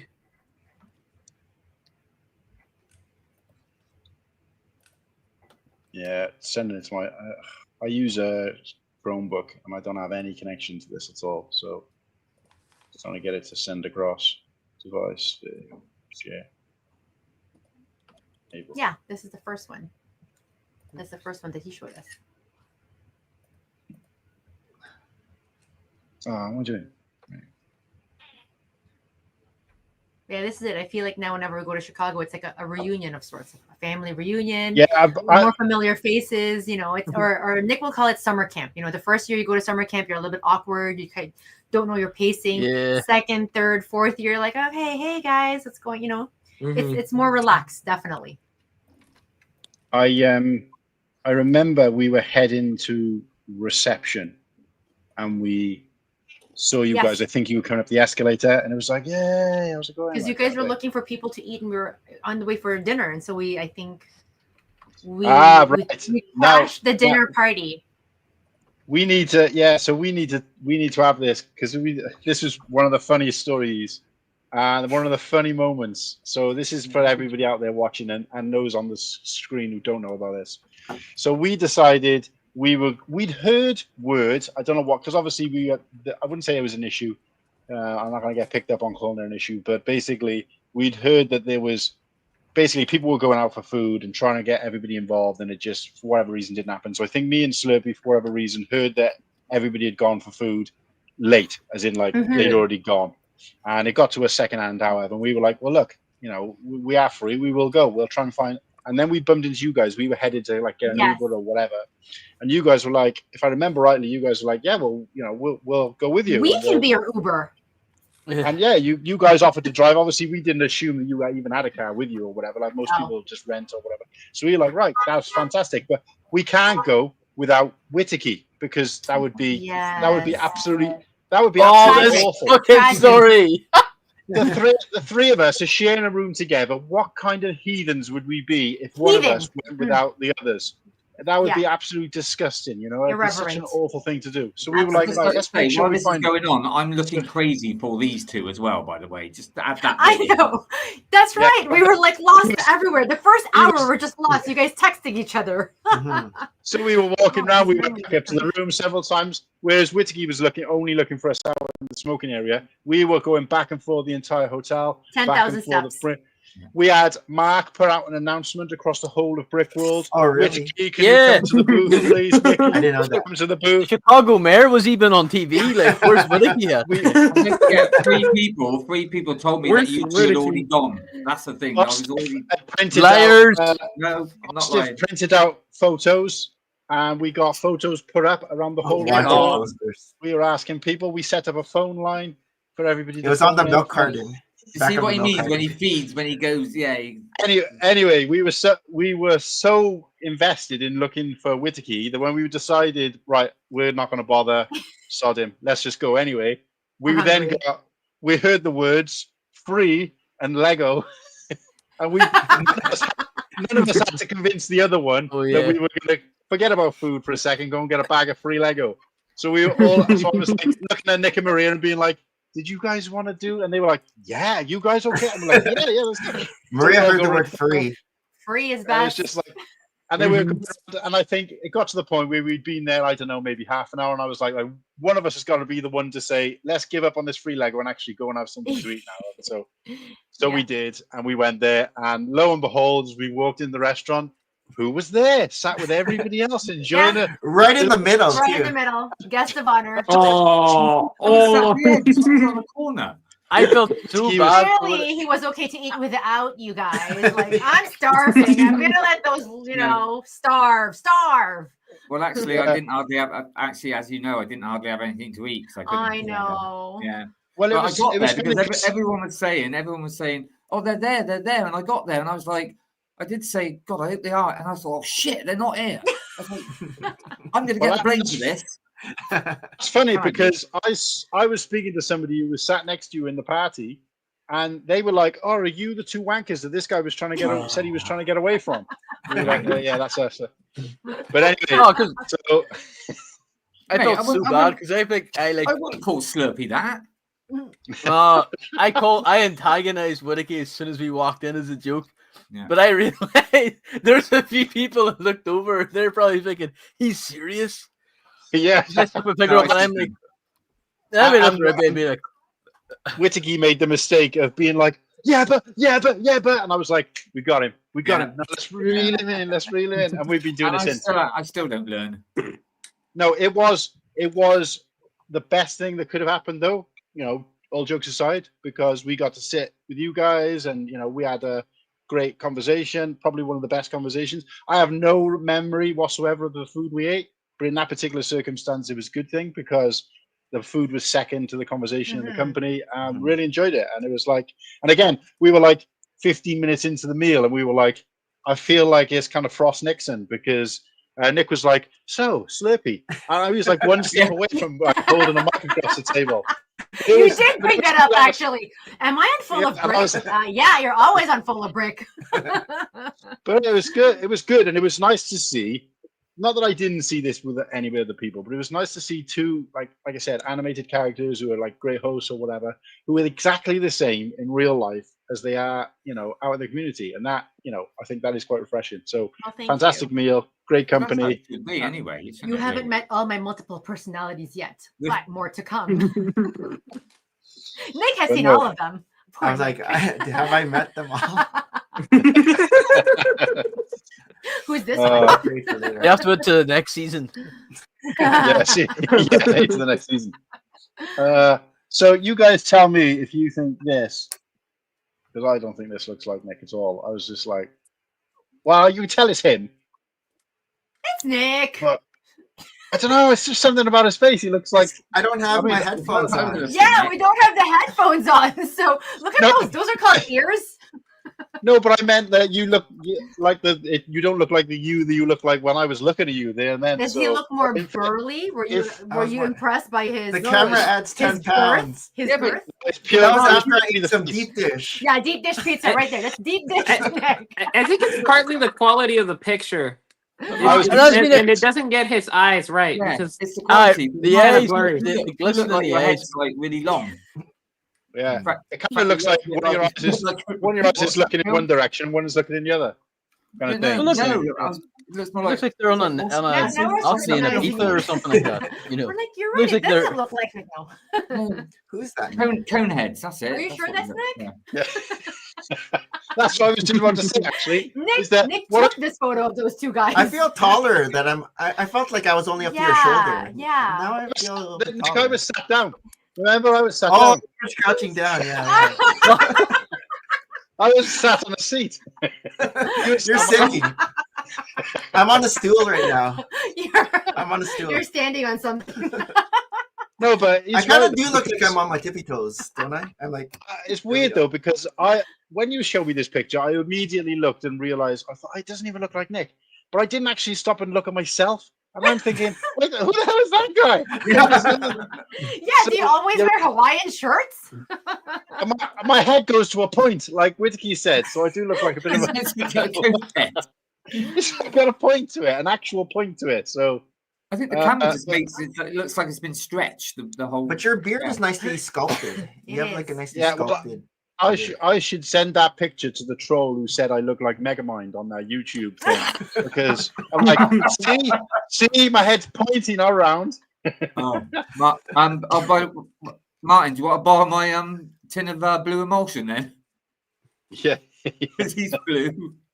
That's a nice mock behind us though, like the lights. I think that's where if you ever guys have ever been to Ibiza in the Mediterranean, he's right, Slurpy. It does look like we're outdoors. Yeah, you're outdoors. Oh, it does look like we're outdoors. Yeah, like on a patio. Yeah, it definitely looks like a balcony. It looks like a balcony. Like there's a bunch of people jumping off them too. Like it's just that's actually funny. Jumping off. Yeah, see how much shorter I am, and I'm totally on tippy toe and using a ladder. I was Cool Han is crouching too. You're crouching down. I was sat down there as well.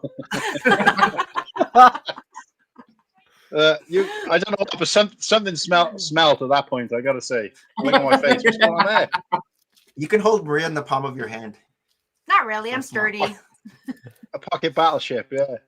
And just is that Slurpy behind? That I think that's Slurpy behind you. Yeah. Hey, we had some great Hawaiian. Our Hawaiian shirts Did you were. coordinate your shirts for this? Like Slurpy's looking at his award right now. You can tell. Yeah. It's like I cried. cherishing. You were. Thank God I came here. I think I always take a Hawaiian shirt when I go out. But I didn't know Cool Han. like, oh, what's that? Oh, there you are. Yeah. Mate, you always look startled in photos. Yeah, it's the eyebrows. He always looks worried. Yeah, I swear I won the award. What's that other lanyard you're wearing? The 25. That's the BrickLink one. BrickLink. I stuck it on and I can't get it off. I stuck it on my camera like as a strap. I put it on the wrong way and I can't get it off. It's like, fuck me, hey. My camera's it's still on 2 months later, and it's on the wrong side too because it just completely blocks the screen when I hold it, so it's completely useless. Jesus. I remember this photo and my boss messaged me, get back to work. No. What the fuck are you doing? No. That's a nice photo. I like it. Thanks. But to answer your question, so basically we decide, well, I think Slurpy would probably explain it better, but they said a red carpet event, didn't they, for the film festival, right? And I didn't read it, but he'd read prior to it saying that they don't pressure people or necessarily expect people, but they would like people to make an effort for the red carpet event, the film festival. So it was like, oh, I wasn't really aware of that, but there's no way I'm wearing shirt and tie. But because we that same evening we also went out for my kind of stag do, if you like. I was like, well, I wouldn't mind wearing something a little bit, fancy. So while me and Whittakee were out shopping, I can't remember. Oh, I was going out to get my list of American snacks that Kirsty and my daughter Maya, shout out to Maya and Kirsty, wanted from America. And I thought, right, it's Saturday night. I still haven't done it. I thought we would spend more time sort of Walgreens, Walmart type shopping, and we didn't spend like hardly any. So, so apart from that first day that Slurpy talked about on your stream, where we were just like bewildered by like 40 blokes down the Lego aisle, stopping actual children from seeing any of the Lego because they were should have been put on a damn list after that. By the way, like I know we're all adults here, but that was concerning seeing like everyone with the cameras out too. Weird. We were still shocked that we didn't have to pay for plastic bags because you have to. I know. We steal all the plastic bags, not steal. Take all plastic bags. Packing them as well for us. We were like, God, we don't have plastic here at all in Canada. So yeah, we would buy like items from Target and we would put like one item in one bag. Yeah, because we use it for recycling. Eyeliner bag. That's when Hype took us, didn't he? Hype took us to Walmart. Yeah, so Hype took us. But no, going back to that, everybody was filming each other, and it was kind of funny because it was like you guys are bored as cat shit. Like you're all filming each other. Like it must have been about 12 of them all down there filming each other, looking at Lego, and I was just like, "No, I can't. Really. Let's go and get Slurpy his toothbrush and his deodorant or whatever he needed." And then I proceeded to try and carry 48 bottles of water over my shoulder, which I managed to successfully do until I put it down, and one of the bottles caught the corner of like something in Walmart, like on the till, and it just exploded and shot across the.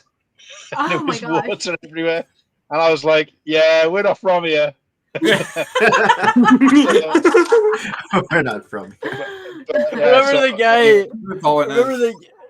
Remember the guy I don't want to say his name, but he looked like a questionable German dictator. He wasn't too far away from us. Don't make eye contact. Oh, you have to tell me who that is. But anyway, no, I thought if someone had been filming that would have been classic. They're all too busy filming each other, filming Lego. But anyway, so we went out with Hive to get this list, and while we were there, we were like, let's buy some of these Hawaiian shirts that Brent had been talking about on the Cold Fusion stream that we've been doing a while back. And he actually went shopping, and he was showing us some of the amazing. I think it was in Walmart. Was it Walmart or Target we were in? Walmart, and they had these kind of like Hawaiian shirts, but they were themed, so they had like bluey ones, and they had like Venom, things like that. So we were like, let's go and check those out. So of course we were there looking for them, and Hive was like, "Oh, I'm going to buy. If you guys are wearing one, I'll wear one." So I bought one. Whittakee bought one. Slurpy had already had one, so we all like. And then I said to everybody then last minute, wear Hawaiian shirts, and I think a couple of people managed to knock them out. It was just a kind of off the cuff thing. But yeah, I was really pleased with that Hawaiian shirt because it's a really good quality one. I'm wearing it. It's at mine and Kirsty's anniversary tomorrow, so we're going out for the day, and I'm going to wear that, and it's going to be like, it looks like I was very anti Hawaiian shirt, and I said I would only get it for your party. I actually can't stop wearing. Loads of people love it, and I wear it. I love Hawaiian shirts, man. Mine's a little bit more tamer. It's not because I did pick up the Venom one to get, but then Hyde picked it up. But I was like, well, no, I'm not going to get the same. So, so mine is a little bit more. It's not so blasé, but it's. But yeah, people have told me how lovely it is, so I keep wearing it. Did you guys know about the Hawaiian shirt photo that they have at Brick World Chicago? I thought that was why he had them. Yeah, because every year they have a Hawaiian shirt photo by the stairs. No, we missed that. That's why I thought you guys had them. No, because I knew that those were a bunch of posers. Like those are people that are like, oh, wear a Hawaiian shirt to Brickworld, and I'm sitting here like I'm wearing Hawaiian shirts to all the time. I wear them weddings, funerals. I wear them all the time. The cheaper the better. I used to buy them off Temu, and they would shrink 4 sizes. It's this one. This is the one. There's yours. Yeah. So it's got like little islands on it, and it's lovely. I wear it quite a lot now. I remember years ago we went to a stag party and we managed to find a Hawaiian type shirt, and it was like I think it was 10p reduced. Do you guys remember Top Man? Top Man, yeah. It was just down to Top Man, and we managed to all get one, and we went out, and it didn't even have buttons; it had Velcro, like, and oh mate, they were stinkers. But it was like I wore mine loads after that. But we also did it when we went out with there was a shirt in Top Man, a grey shirt with a picture of Concorde going across the middle of it. So random. And I managed to get it for me and all my mates. There was about 8 of us, and we went to a nightclub in Cardiff. This was like early 2000s, maybe late 1999 kind of thing. And I remember going out at a nightclub, and you'd be like walking with some drinks and stuff, and you'd see like a girl or a guy or whatever, and they'd look at your shirt, and they'd be like. And they do like a look over their shoulder and do a double take because there were so many of us in this nightclub. You see people going, "Wait, where have I seen that shirt before?" And just seeing people's faces was great. Just seeing people like, "Wait, what the hell?" I'm having deja vu. Like, I was very anti the Hawaiian shirts because over here, especially sort of about 10 years ago, a lot of people like. A lot of older blokes, I would say, like over 50s and that, would be wearing them when having a midlife crisis. And I was like, so that's why I would never wear them. Well, great. Yeah, I was going to say, you just referred to yourself as an older bloke. Yeah, I know. I am now. I am in that age bracket. But, yeah. I was waiting for someone to say something. But yeah. No, because like I always think of like, I can't remember Arnold Scores. What's it, Arnie's quote about wearing the Hawaiian shirt? But it's like, if you throw up on it, no one's going to recognize anyway. So it's yeah, that's good. Pink Wheels is out there. Pink Wheels, we were talking about you, Pink Wheels. You'll have to go back. And she's going to be a guest soon too, right? Yeah, we got Pink Wheels lined up for the end of the month, 31st of August, guys. Nice. Come back and check it out. But yeah, we were talking about you briefly, indirectly, but briefly. Good stuff. Saying good things, no bad things. Yeah, good stuff. So if we were to go while you're on the subject of Hawaiian, if I was to go next year, and I'm kind of gutted now that you've said about these these bums who took a photo of themselves on stairs. I kind of get it now that it kind of already exists. Because what I was going to say is, I insist that next year we have a specific night, ideally the film festival night, whether you go or not, where we have a Hawaiian shirt night and just create this kind of vibe. So if we go, we got to do that, and then ignore the bums who are having their photo taken on the stairs. We'll actually go and have some fun with them. So they'll be wearing, for a fact, they'll be wearing like those people on the stairs. They're going to be wearing H&M Hawaiian shirts. They're going to be wearing like they're not proper. They're not from Timu or somewhere like that. You need to buy them from Timu. If I go to those people on the stairs and say, "How much was your shirt?" "Oh, mine cost $32." "Get out of here! I want to get $4. I want to get $4 or less." It's funny the people on the stairs. It's not those people on the stairs. Also, look at the photo, and I'm still there.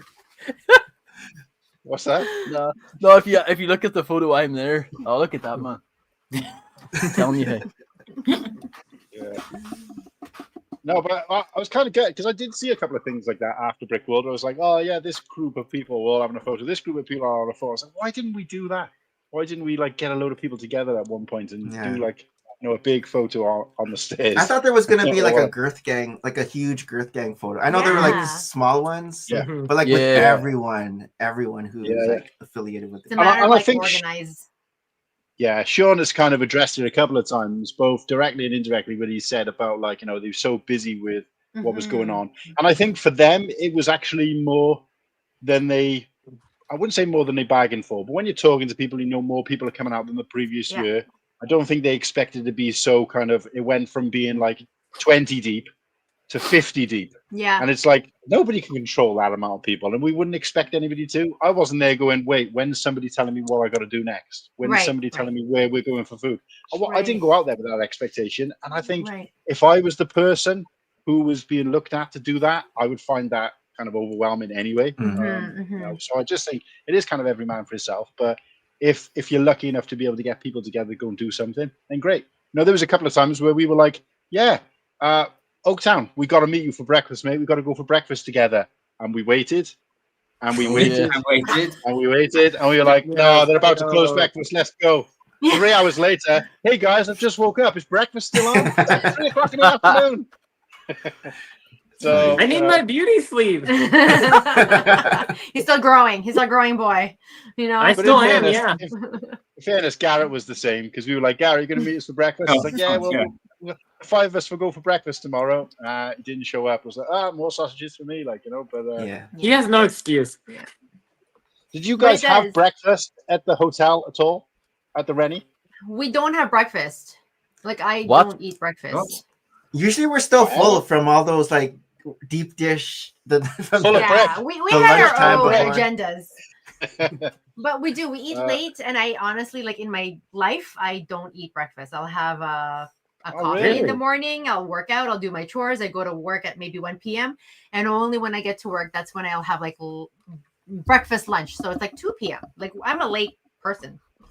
Maybe there's an intermittent fasting over there, but I'll put a protein powder in my coffee, and that will that takes me till with you, mate. Yeah. But yeah, we heard the hotel breakfast was good, but we didn't stay at the Rennie this year. We were at the Hyatt. We weren't lucky enough to get a hotel room because we were late. Yeah. So that's why I'm this here. year we're gonna be on the ball. Plugging that Chicago is going to release soon. But last year we were at Brick Slopes. That's when the release happened, and we're like, we're gonna have some time to figure this out. Day. And who knew? 24 hours, right? So, but a lot of people too who said that they were coming didn't show up. Yeah, so because it's fun. You can book a hotel and you can cancel anytime. So it's there's just that no harm. we were never. I got never called back. Yeah.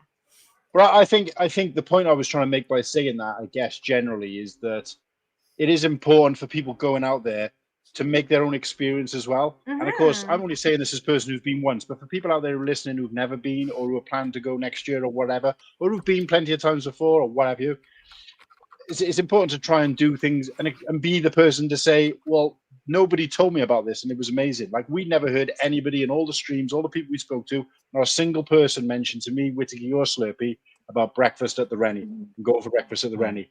And if they did, they obviously didn't shout about it the way, so that it was memorable. And That was something we just decided to do, and that was one of the core memories for me. One of the best meals we had, including eating. Good we had good laughs like, there. It was a good, it was a good atmosphere, fantastic service. And we always had we had the same waitress who was really friendly, really, yeah. And you know, obviously, even she got to the point where she was rolling her eyes when Whittakee was saying he wasn't unwell. You know, that's how well we knew her. Like, you know, I was going to invite her to be a co-host on the stream. Like,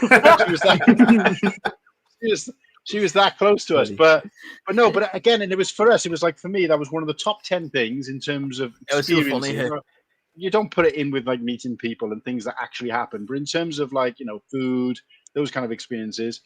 But it was also a natural one. Like, it was one that we kind of found ourselves, and we would, if we were to just within our little community or sub community hype up Brickworld to people, I would say you've got to have breakfast at the hotel at least once, and that's a new thing. That's something we can add to our experience of Brickworld. Also, we went to what was that? The pancake place. What was the Greek place we went? Slurpy? Oh, Bill's Diner. Bill's Diner. So that's it was like, I know we kind of larped about the food not being like, because a lot of the places we ate at were pretty mid, but Bill's Diner, the steak sandwich was tremendous. Where's that? I got honestly, guys, I don't have a clue. We were being Bricks and Minifigs. So we went to one of the Bricks and Minifigs that's closest. We went there with Ken and Tanya. Okay. And Garrett. Me, Slurpy, Garrett, and is this the one where it was a diner owned by the people who were there and they were still there? Like, they told us about this. They've been there like 20 odd years. Yeah. And we just found that by chance. I can't remember who suggested it, because Ken and everybody in that car was their first time at Brickworld. So it was like, I think we stumbled upon it. I can't remember. No, I tell you what, wasn't it the woman? It was the woman in Bricks and Minifigs, wasn't it? Who suggested it to them? She did. She did. So we asked her. When locals suggest local, they know. They know. Yeah. And that was a good experience as well, because people had said Bricks and, like, the guys who got there before us from the UK, like Padawan, I should say, sorry, met up with those guys. They said they went to Bricks and Minifigs. They were disappointed by it. I think Padawan was talking more. He said it in the comments as well there, more about the prices and stuff. I spent more in Bricks and Minifigs than I did anywhere else. It was my kind of shop, because they had secondhand used sets there that didn't have like minifigs, but they were really cheap. I managed to get like 2 sets that I've been after for ages, and they had like Pick a Brick there. I thought it was fantastic. I was chatting to the young girl behind the till. She was talking about like Lego. She probably knew more about Lego than the staff, the little girl, and we were talking about that. And then they recommended this place to Tanya. We drove across. We were chatting to the owner. I remember this story. Tanya was telling me. Yeah. And the food was fantastic. And like, again, nobody had suggested that to us. It hadn't been mentioned. Yes. And we can now say, look, guys, if you're going back, yes, this is what Meredith always says too. Chappie's Cafe. Chappie's Cafe is another one. No, when Nick and I go, like, I always have like a list of places to eat. And she has an itinerary. I have an itinerary, so sure, as much as people are like, hey, have breakfast, lunch, or dinner with us, we have to prioritize and make it our mission to go to all the places we want to go to in Chicago. So on Wednesday, when we first got there, we went to Chicago, downtown Chicago, and the first place you want to go try was this donut place, the Donut Vault, and they're only open at 7 a.m, and by 1 p.m. they are sold out. And so again, this is me miscalculating the amount of time it takes for us to get out of the airplane, get into the car, and drive down, and traffic was just gross. And by the time we got there, it was already 10:30, and they literally only had about 11 donuts left. And 3 different selections.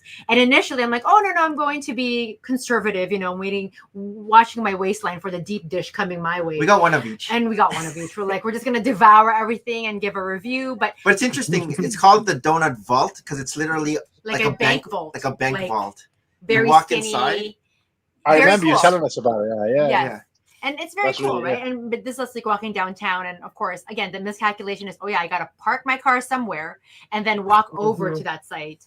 And then, Nick didn't know what was in store for him that day. Like you said, like nobody recommended. Yeah. Like said, we should go. We wanted to try it ourselves. This thing that we. And then another place that we tried was Cheval. Cheval. And it's funny, we met a couple of guys too in Chicago, and they're like, the very first place that they went to because of the burger, and he knew the burger was good, is Au Cheval. And we went on like some fandom about it, and I've never been to Au Cheval until now. And we just met them. Yes. But they talked about Au Cheval too, and it was a coincidence. But this was us after eating at Au Cheval, having our own review point of what the burger is. But this is what I mean. I feel like whenever I travel, yes, our endpoint destination definitely is Brick World Chicago, definitely to see all the people that we want to see. But I also have in the back of my brain first, I got to tick off all the things I want to do while I can do it, prioritize, get it done, and then, you know, coasting. Because next, like, get everything out of your system. You need to go to the world's biggest library. Let's take you to the world's biggest library, because I'm not going to hear the end of it. Now she's the organized one. I'm just along for the ride. I was just about to say, you swap. Yes. I'm very much for a trip. It's like, this is us. I have a map. It was like a 10-mile map around Chicago. We're going to do this. She had me walking. And Nick is like, where are we going now? And honestly, how I have him trailing is, okay, our next stop is at a burger place. Oh, okay. And then that's how I get into like keep moving, you know? A lot of walking. But we were exhausted by day one. So when, you know, when you saw us and you're like, let's go out for dinner. I'm like, yeah, we can go out for dinner. I'm very, you know, easygoing now at this point. No, it's funny you say that, because we're kind of similar. Me and Kirsty are kind of similar with different, depends on what it is. Like I tend to be more organized around everyday housework, kind of general stuff, and, you know, everything leading up to I mean, don't get me wrong. I'm very organized with housework. You tell them. Yeah, she is.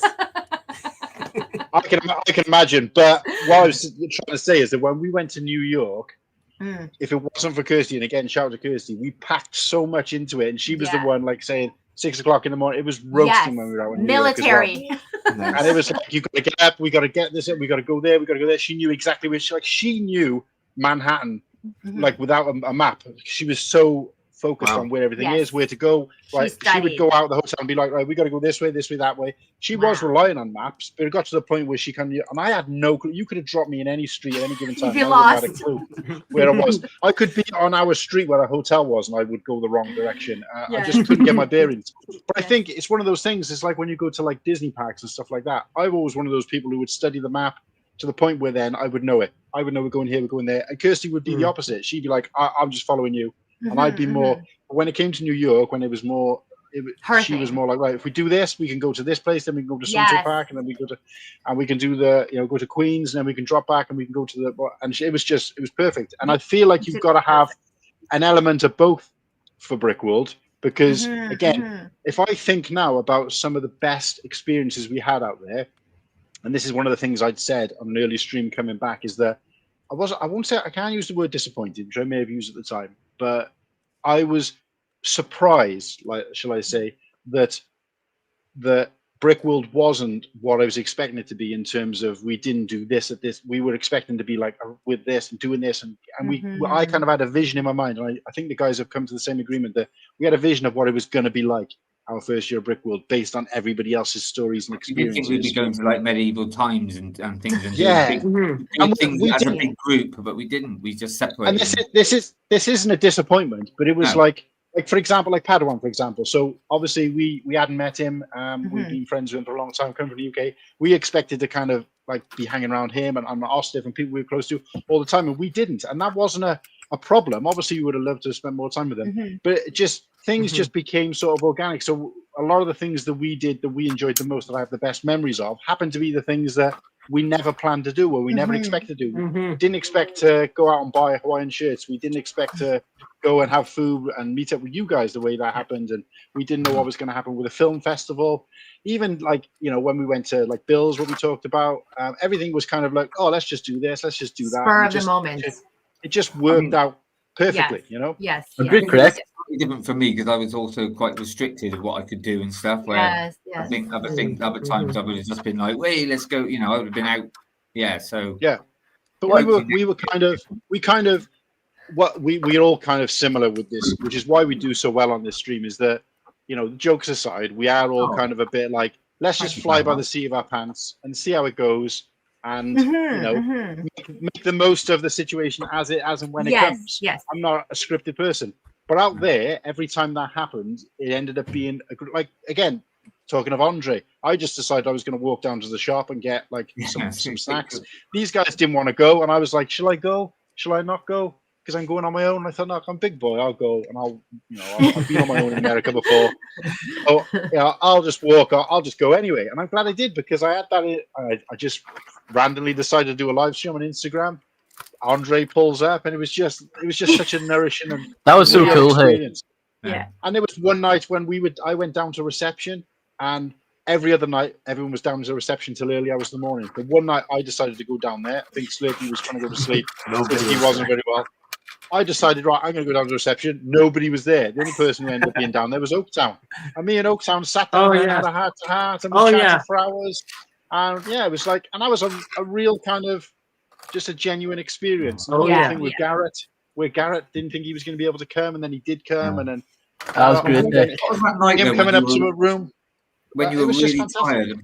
What was that night? Because poor Garrett was pouring out. It was Wednesday night. I remember. I had just gotten there. You were knackered. Yeah, but even down to the thing with Papa Trip, because we said we weren't going to go and get our tickets now. We're going to get them another time, and then some of you guys like, oh come on, we'll go anyway. And then we met up with Amy, and then it was like, and then he just walked up to us the way he did. And not to say that it wouldn't have been fun or exciting the way he approached us anywhere else. It just seemed like it was just almost perfect the way we were all stood around and we weren't even supposed to be there. Natural. And he just walked up, started talking to us, and I was just like, you can't. And those what did he say though? Well, you can call me Papa. Yeah, because he had a Box of Boys shirt on. And I know me and Martin clocked him. And we were like, oh, who's that? And he came up to us, put his arms around basically three of us, and went, "You can call me Papa." And straight away we were like, oh, "Wow!" And I was like, "Papa Rex." he nearly broke my arm when he squeezed it, but bless him. Well, you were kind of Brickworld Chicago though has gotten quite big, right? It's gotten quite big, and there's so many different pockets of people. There's always going to be a familiar face within each group, but everybody kind of like has their own pattern, their own timing, right? But you're right. I think like the best spur of the moments are really what's going to make it. Yeah. But we've never seen his face before. We didn't genuinely have fun, right? Yeah. But this is what I tried to say is that not all of the best parts, because that would be, unjust to say that, but some of the best experiences we had were based on absolutely no discussion. No schedule. We couldn't have sort of planned those, and that's what I would be conscious to do next time. Whereas if we miss something that someone else has done, go and find something else to do, and maybe find something that you wouldn't. Not to say if you'd gone, you would have had a bad time, but you know what I mean. It's almost like you sometimes don't go out there with the expectation like I did that we're going to be doing this, we're going to be doing that. This is what it's going to look like every night. Even to the point where I said to Kirsty, like every night I'm going to be out with the boys, we're going to and drinking till early hours, and whatever. And it's like it didn't happen like that exactly, but doesn't mean it also wasn't good, And it was, and so. I know you mentioned it like quite a few times, but it's like that time up in our room when Garrett came up with the Batman stuff. That was just absolutely. When you looked at it and saw it all around the suitcase. Oh yeah, brilliant! You had to be there, obviously, but yeah.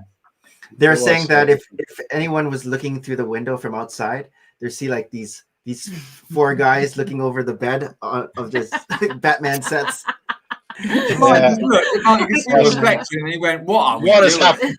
What has happened to our lives? Like, is this it? Like, we spent all this money to come here and watch a guy open a second-hand suitcase."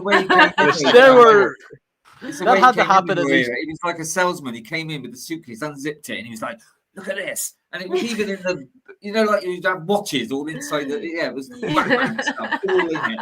That had to happen like once an hour, where me and Cool Han, or I'd say to Whittakee, like, what the fuck are we doing here? Like, having fun. We're grown men with lives.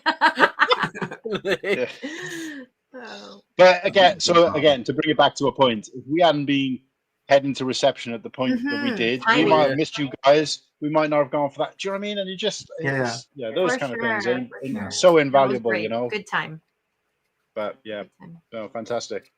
And every brick world's gonna be different. Yeah. Like when you go your next time, you'll be, maybe we'll do this.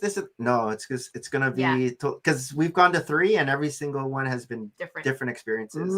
We haven't been. We went to medieval time the first year. And we're like, next year we'll probably do that. No, it didn't happen the next or the third year after. It only happened that first year, and then all these other things that but some other too. people did, right? You know what I mean? And other people and you know, ultimately, like something like Medieval Times, that was Sean organizing it. It's just a huge uptaking, like to be calling and organizing for 40, 50 plus people, right? Where from our end, it's like, thanks for organizing this. Here's my $100. But for the person to make that initial phone call and say, hey, Medieval Times, I have 50 people coming. What, you need a 50% deposit? Like, he's putting money off on his credit card somehow before people pay him back, right? And he's not even for sure that these people are going to make it. Like, first year, Duck Brick showed up. I didn't know who Duck Bricks was. I'm like, who's this guy, right? But I bet you somebody wasn't able to like come for their ticket. And he came and they're like, yeah, we have space for you. And even Sarah wasn't supposed to be there. Yeah, right. Just so again, just the fluidness of change, but it's a lot of work, I think, to be organizing big groups like that. Even dinners, right? Like even us going for that first night. By the time we showed up, you know, there was a group of them already there, already in the middle of their eating, and you know, people are like not at different timing for when things are all going to come, and you can't really talk to everybody. Last year, there was even like a huge big group that was organized to went to Giordano's. And I thought, oh, is this like going to be a regular thing? But there was nothing like that this year. I think ultimately it comes down things to just happen. Who's that first person though? Who's making that organized, right? You cannot just show up. Next year or the year after, there'll be different things that we can't even like think I remember about. like before we went, the year before we went, there was like a 5K race.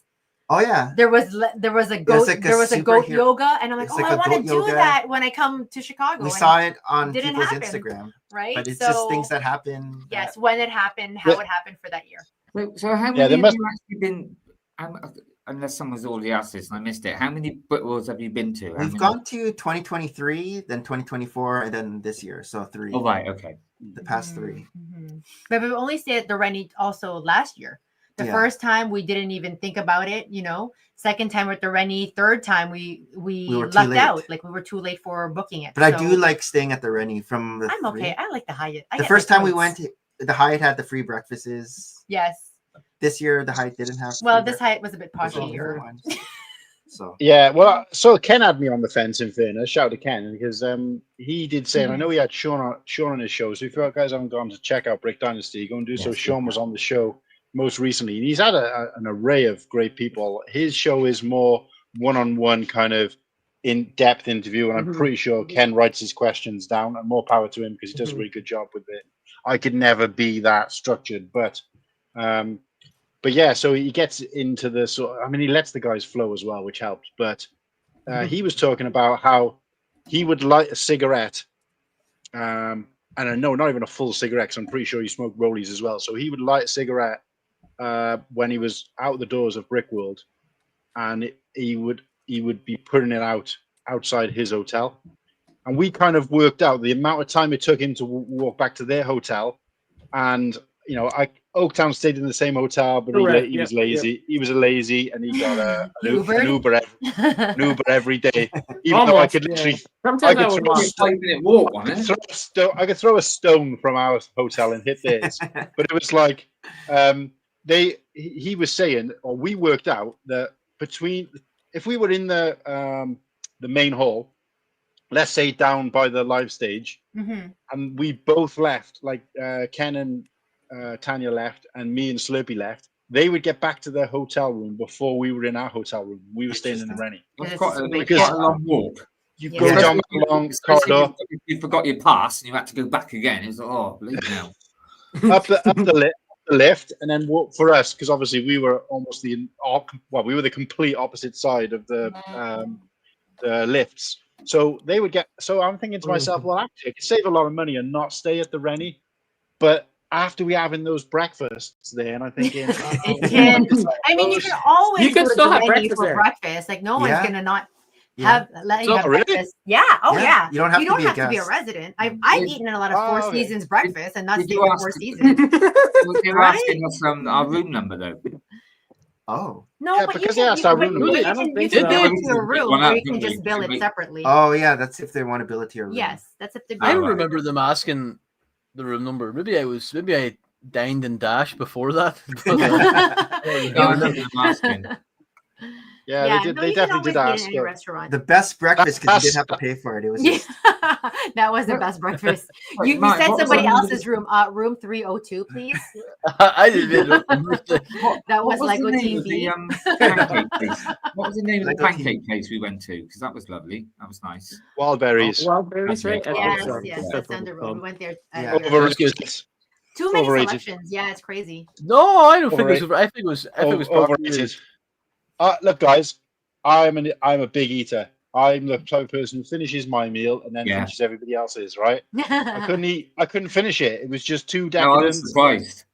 It was sweet to the point where it was like, you know, something when you have something that's far too sweet and too much. Yeah. And I was just like, no. And I don't mean in terms of the volume of food. I mean, like it was the sweet. It was just too saccharine. Yeah, and I've got a sweet. I've got a sweet tooth as well.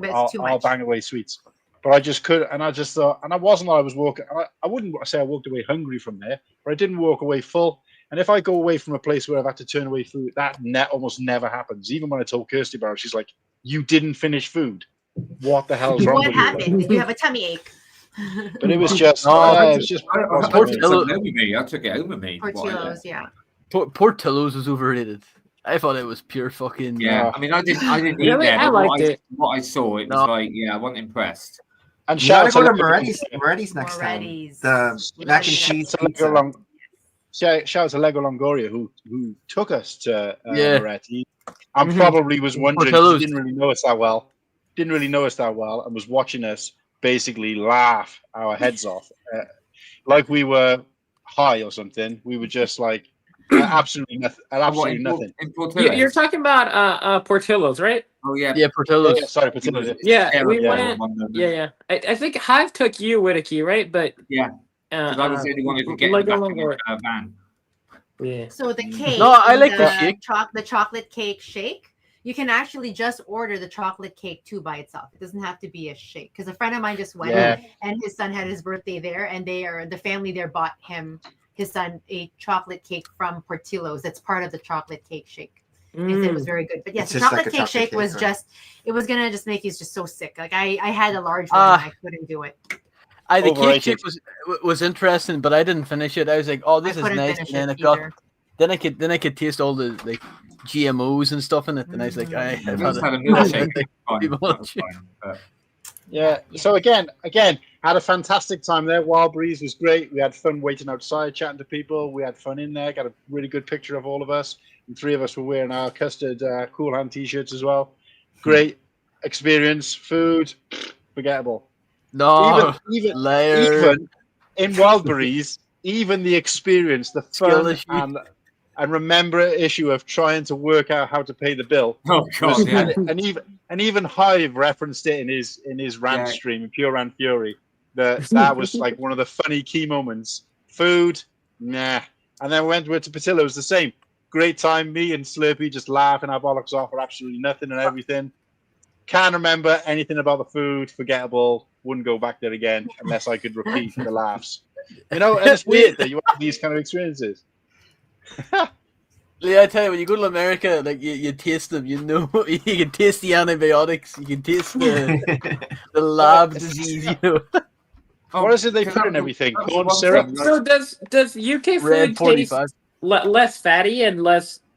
Like, no, UK food less sugary. Does it taste more fresh? Less sugary. Yeah, so there's no sugar in our bread. Our bread is just made of bread. We don't soak it in like or our pasta. A lot of ours is just sweet bread. Yeah. I feel like I'm getting sweet bread for. Why do you need sweet bread? Oaktown. I feel like if I go to like eat like a cheese toasty or whatever, like I feel like I'm gonna have cavities after eating it. You know, that shouldn't happen. It's like Tyler couldn't get over that. We didn't have a lot of additives and stuff in our sweets and stuff. Like, what's it? A red 40 and all that lot. Yeah, we don't have. That's all banned in this country. Yeah, and if you have, how about the meat? Does the meat taste different? Yeah, if you have fried chicken here, it tastes like chicken that's been fried. Whereas in America, it tastes like chicken that's been soaked in grease for a week, and then it's too much, mate. It's too much.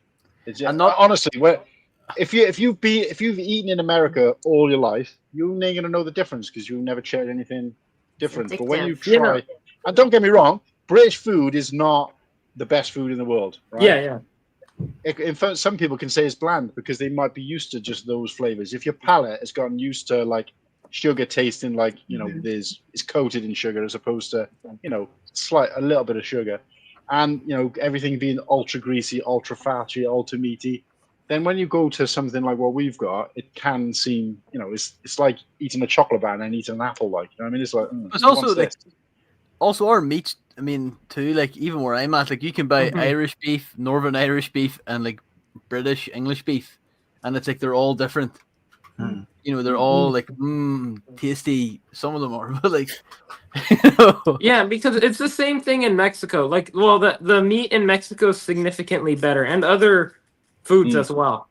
It's just significantly tastier.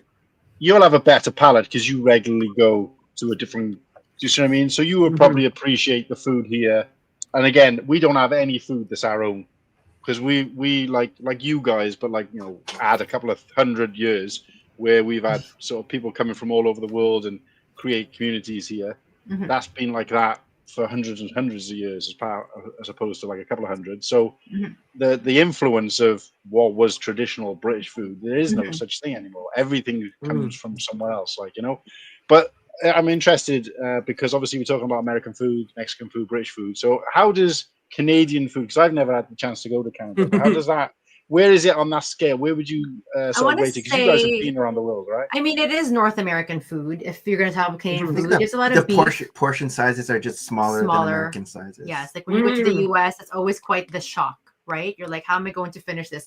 Although, I mean, we have a ton of already American restaurants here, like Cheesecake Factory. The portion size is the same as the US. Like they have to have a standard, right, of what they have. But I mean, for the most part, we do eat out, but we don't eat out a lot. I feel like I do a lot of home cooked meals here, and you can control all of that. But I'm actually reading a book called Super Agers, and just the amount of additives that's actually banned in so many parts of the world that the US still has in a lot of their foods, right? Because the big pharma controls a lot of their food FDA, right? Yeah. The word food, what is that? Right. So it's very interesting, actually. There was like a whole chapter about all of that, like things that are banned already in the UK, in Thailand, in England, in Wales, and still being part of the additives in the US. And what is that for metabolic dysfunctions? And this is it. Like I'm getting older. I can feel it, right? Like, and part of it is how do you preserve your inside from your outside? And part of it is, a huge part is food. But in terms of what Canadian food is, we're also very, very diverse here. I mean, we're Filipino background. My mom loves to cook a lot, but there's a lot of restaurants too that represent all the diversity. You can go down the street and there's Vietnamese food. You can go up the street and there's Mexican food. You know what I mean? And so there's quite a plethora. Just down the road, Egyptian seafood, lots of shawarma is like delicious, really wholesome, I think, foods, you know. And I think when you mix up with a lot of different ethnicities, different cultures, then you have more on your palate versus just the regular burger, pizza. And not to say that those are all the American foods. I mean, pasta is also, is that American or is that still Italian? Like, what is traditional Italian lasagna versus what is that American Olive Garden food? Right. So there is a mishmash of that. But I feel like we're pretty diverse here. I mean, we keep our meals simple enough, but here in the US. Go ahead, Oaktown. Okay. Here in the US, I think we view pasta as Italian food. Except for mac and cheese.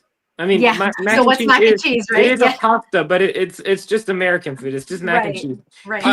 Pizza, if it's Italian pizza, it's Italian pizza. If it's American pizza, it's American pizza.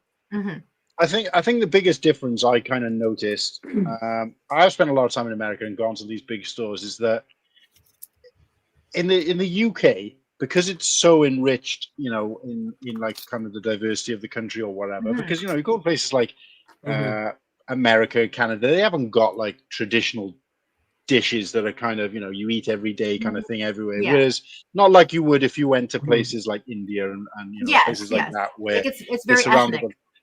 But here, you can go to like the Asda, Tesco, Morrison's here, and you can find such a diverse range of foods. Whereas when you go to the shops in America, I can't find all the ingredients to make myself like a curry. I couldn't find all the ingredients. You can find that I don't see that. Yeah, we have a lot of grocery stores here. Even the regular grocery stores, there's always going to be an international food aisle. But we have a lot already, like that serves Mediterranean foods. Like even just down the road, a new grocery store opened, and it very much serves the Southeast Asian palette, right? So and then not too far away, just a few years ago, a full-on Filipino grocery store, huge. It's a huge chain. Wow. Opened up with Jollibee. So again, it does serve a lot of the different pockets of community here too. You're right. We're not as old as the UK, but I think there's enough areas here, many areas actually. If you go downtown Chinatown, for example, in Spadina, there are some people who's lived here for longer than I've been alive, and they still can't really speak English because they've just been so protected within their community that serve them, right? Like they pay Canadian taxes, they totally work here, but they're still in Chinatown. Or you can be in Little Italy or Little Korean or Little Portugal, and some elderly, they're still very much part of that community, of that culture, ethnicity, and they cook like, you know, homemade Portuguese meals, but they don't necessarily have to assimilate to the Canadian. I mean, their children and grandchildren, very much Canadian, whatever that means, with some flares of whatever ethnicity they come from. Like our kids don't really eat a lot of Filipino food. You know what I mean? Like our kids will, or husband. Like this one is, you know, my kids are 1.5 generation, right? I have a husband who's born here, but even myself too, I didn't quite grow up in the Philippines. So, but I mean, there's enough that yes, we appreciate all the different, you know, favorites that we have of it. But in terms of what is Canadian food, I feel like it's maple syrup, pancakes, bacon. Bacon is huge here, right? And poutine, right? So poutine very much is French fries, and it's from the Quebec area, right? Where they put fries, curds of cheese, and this delicious dollop of gravy. And you find that in all of our hockey arenas. You have a lot of poutineries everywhere. And so, but I think a lot of it too is a mix of so many diverse cultures over time. And now they're fancy. There's like places where they put butter chicken on poutine. Delicious. Or like some sort of like I know we can get very big here in Canada too, don't get me wrong, but it's all about like portion control and like what you're putting in your body, right? But yes, I don't know how better to like, we have to be very mindful too of how to eat most natural, right? Still, I think fruits, vegetables, like we don't know how much additives, how much fertilizer goes in those farms, but still, like I think fruits and vegetables, you can peel it, you can chop it, you can like see what the actual origin food is. I think that's still way better than where's this, right? That's the biggest shock I've had from my experience. Two things basically. The first one is that when you go to a place in America, even as early as like, you know, the 90s when I first went to the US, I was seeing that if you wanted to buy like a bag of apples, a bag of tomatoes, a bag of bananas, you were paying like ridiculous prices. But if you wanted to buy a bag of chips, a bag of chocolate bars, they were like really cheap. Here it's the complete opposite. So if you're buying fruit, you can buy a big bag of apples for like £2, and yet a small bar of chocolate was £2. You know, and it was, so it's very much different. The other thing that I noticed, and this I didn't really notice until I started watching. I didn't notice this until I started watching YouTube. Believe it or not, even though I'd spent like, you know, lots of time in America, all over different parts of America, is that I remember there was a stream. I believe it was an ACOB stream, and Tyler was saying something along the lines of, you know, I gotta go. I'm really hungry. I'm gonna go get myself some food. And in my mind, I'm thinking he's going upstairs to cook himself a meal, or he's going upstairs. And then he's like, and the next minute he comes in from the stream, and nobody else batted an eyelid because obviously to them it's normal as well. But it's like, yeah, I'm on my way to get food, and I thought I'd knock in, and it was like, okay, so he's gone to get takeaway food. And then someone else is saying, oh, where are you going? Oh, I think I'm going to go there for food later. I'm just thinking, for us, going for a takeaway is like a treat. Or like a special thing. Too common here. Something where you do when you're out and about. So me and Kirsty are going out for the day tomorrow for our anniversary. We might eat while we're out. Again, it wouldn't necessarily be fast food or takeaway food, but we'll eat while we're out. And that's a kind of, you know, if you're out for the day or if it's a treat. Whereas for them, it's every day. I don't want to generalize all Americans. Right. It's not for everyone. It varies very much on the person. It's especially a single person thing. I think so. But there are a lot of families that do that as well. It's different for you, Oaktown, because you're in a family who are a little bit more sort of cultured, and you probably do cook meals. I can imagine you cooking meals, and it's a big thing for you guys. And I'm not even saying necessarily that's the same with us, because I grew up where family mealtime was family time, but we don't necessarily do that ourselves, you know, as much as I would like to, just because of our work schedule. So I'm not even saying, I'm not trying to say that, you know, there's a better, there's a worse. I'm just saying that it was a surprise to me even later in life, where I'd been to America, and of course you're eating in these places all the time because that's the only thing you can do. You can cook a home cooked meal there, and if you wanted to, you probably couldn't because of the type of ingredients are available, or not as readily available as you're used to. But it's only when I like, and again, watching like M&R and watching, and they're like, right, I'm going for where are you going for food? I'm going for so-and-so. And they're all just, and it's like, what are you guys celebrating? You're all having a takeaway today. Yeah. Like, why no, can't this you is cook? just. Yes. And everything's too convenient, right? If there's Uber Eats. And there's many kinds of iterations of things like that. Like you don't have to leave your house. And unfortunately, it's making you buy from these places and it's directly to your doorstep. Right. So it's not even you going there deliberately. You're like, oh, I can easily, and it's beyond the pizza being delivered to your house. It's everything and anything that you want. I want bubble tea delivered to my house. It's crazy, right? But suddenly it's like it removes that extra level of inconvenience. It's now coming to my house and I want bubble tea. Right. But it's definitely a cultural thing as well, because what Oaktown said was quite important, because I remember living alone. I was in a place where there was more takeaways and stuff available than anywhere else I'd lived in my life. I lived alone. I had a really good job. I was earning lots of money. And I never at the time would have considered I'm going to go. There was nobody stopping me. It just wasn't natural for me to go and buy takeaway. If anything, I was like, oh, I'm earning lots of money and I live on my own. I'm going to go out and buy myself ingredients to make myself things that I want to eat. Oh, no, if I had loads of money, it'd be the opposite. Well, this is what I'm saying. It's not like that here at all. Because that's what stopped me. You can only do so many takeaways because it costs too much.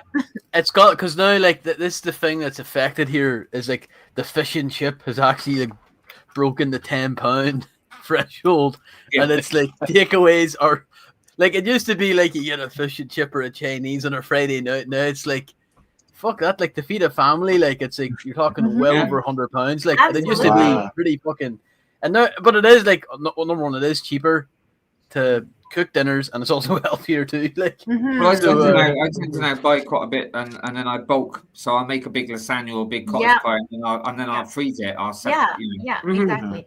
Well, again, like, you know, in addition to Uber Eats, I know there's something called Instacart here.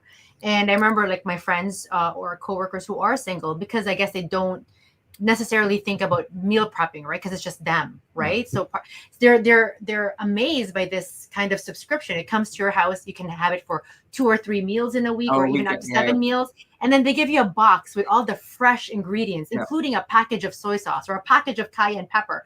And then when she's like, oh yeah, everything like it allows me to create the meal. It's amazing. And I'm like, but I have my Costco sizes of like soy sauce and cayenne pepper. Like, you give me any recipe and I'll be able to whip that up in my kitchen, just because maybe part of it is I do have a family, but I've always also been maybe taught by my mom, you got to have a pantry full of food. Like, I get a little bit antsy when my fridge looks a little bit half full, and I'm like, oh my God, we're going to starve. But you know, feeding 4 boys is the reality, though. We got to go to Costco right now. That's something new. That's like well, not that new now, but that's coming, you know, over here as well. There's Go Fresh. There's Instant Fresh. But everything is created perfectly for that. And there's, I guess, part of their sell is there is no waste. Right. So you finish everything versus, sometimes I'll buy, zucchinis from Costco. Suddenly I'm trying to cook it as fast as I can because it's now on its way out. Or do I just toss it? Right. So there is that part, but especially, I guess, when you're feeding a family versus single, it gets a little bit tricky how you control all of that. But yes, there's a lot of too much conveniences here, I think, in North America. And maybe things are also different. Like, I went to England, London earlier this year. They have a ton of takeout places, a ton of restaurants, right? Like our first night, I'm thinking, what is really great British fare? And I'm thinking, I want me some fish and chips and some beer. But like, we found a beautiful Singaporean store, like restaurant, and it was like childhood food memories from my childhood. Like, I'm like, this is perfect, right? So again, lots of diversity in London alone. But I'm sure maybe the generations have shifted too, that there's less time to learn how to cook, less interest to learn how to cook. Right? People can't be bothered either. Like, that's people can't be fucked to cook. But it's on. Yeah, I mean, that's the thing. They're advertising it like that. What's the other one? Gusto as well. And so, didn't you do one of those, Martin? Once you were saying, I've been doing HelloFresh for HelloFresh. Yes. For about 2 years now. For about 2 years now. Yeah, we took a break and did Gusto for a while, but then went back to HelloFresh. So HelloFresh, that's it. I've not tried it but yet. It's very convenient, and it like has all the items that you need, and you don't waste anything. I get that, right? So, I mean, that's the problem right now, though, because we talk about food. You've now made me absolutely starving. I know, me too. I just came back from work, guys. I haven't had lunch yet. Problem is, it's Sunday, and they probably all shut in a minute. So. Well, it's a good time to call it, guys, because we have said we're going to do a 3-hour episode. Yeah. So we made it. I know, right on the dot. Martin, just for the next just a couple of minutes. I know you two don't know this, but I want to ask guests just 2 questions each week, and then I'm going to put a poll of what the answer is going to be, if that's okay. It's very quick. Yeah. I just want to ask you both 2 questions. So, if Lego, right, you can only have one or the other, okay? Right. So, if Lego, so you can either have box art, nice box art, or paper instructions. Which one would you go for? Paper instructions. Paper instructions. Yes. Oh, paper instructions. I thought paper bags. Paper instructions. Box art. Yeah, paper instructions. Both paper instructions? Yeah. I love the boxes, but we've been recycling all of our boxes, unfortunately. Like, we just don't have any space to keep it. I know people have been buying boxes, Harold. Yeah, we always throw our boxes out. Yes. Plus, when I build out with instructions, I like the fact that you can zoom in, but sometimes I lose my spot. Paper instructions are amazing as well. No, it's sometimes like a Kindle, like. Sometimes paper instructions, though, the glare. I always sometimes have to get my phone and have like the light. Maybe this is the bifocalist. I know. I have to like shine the light on my phone to see. Does that plate have studs or no studs? Like I'm not sure. So that's the only thing about the paper instructions. But I'd rather have instructions. Yeah, I'd rather have paper instructions, and because we don't. I throw my boxes out. Me too. And the other question is, and again, you can only have one or the other. Okay. Would you want Lego to do? Would you rather have arm printing on your figures or dual molded legs? I think arm printing. What's the what? Dual molded legs. Oh. I think that it depends on the case and on the scenario. No, it's either one or the other. It's Lego's going to go. I want arm you can printing. only have arm printing, or you can only have dual molded. Okay, arm printing. Yeah, you can see it more. It does this a lot, right?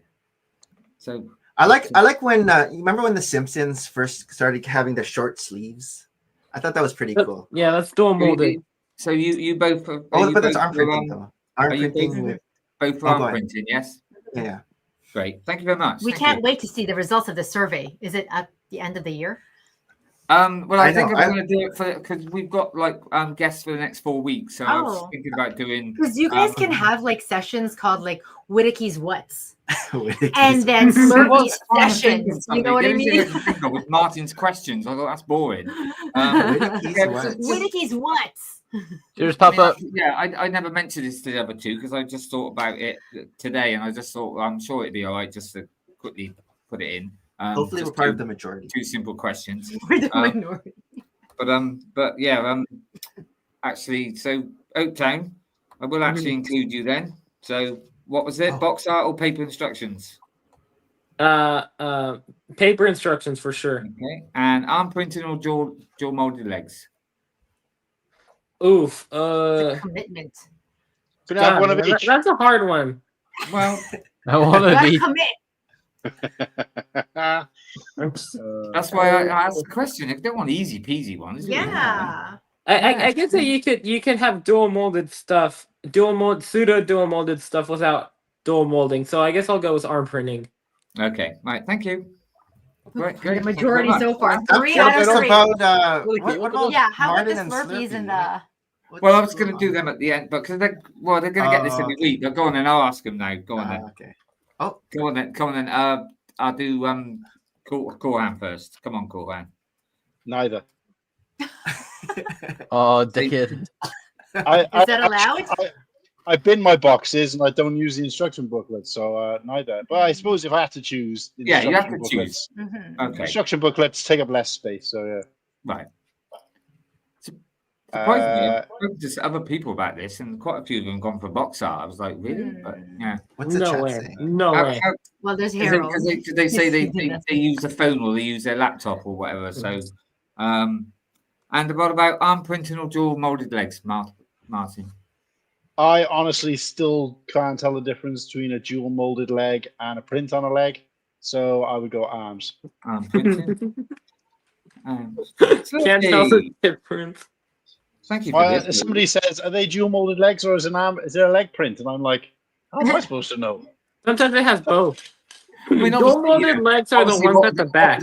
What would the like these? What would the Death Star at the moment? This has and all the not having dual. Well, everyone's moaning about that. That's why I thought about this. So yeah, so, Slurpy, how about you? Box art or paper instructions? Paper instructions. It's like a Kindle. Like you can read it digitally, but that new book smell, I love it. And then I end up also back to sponge.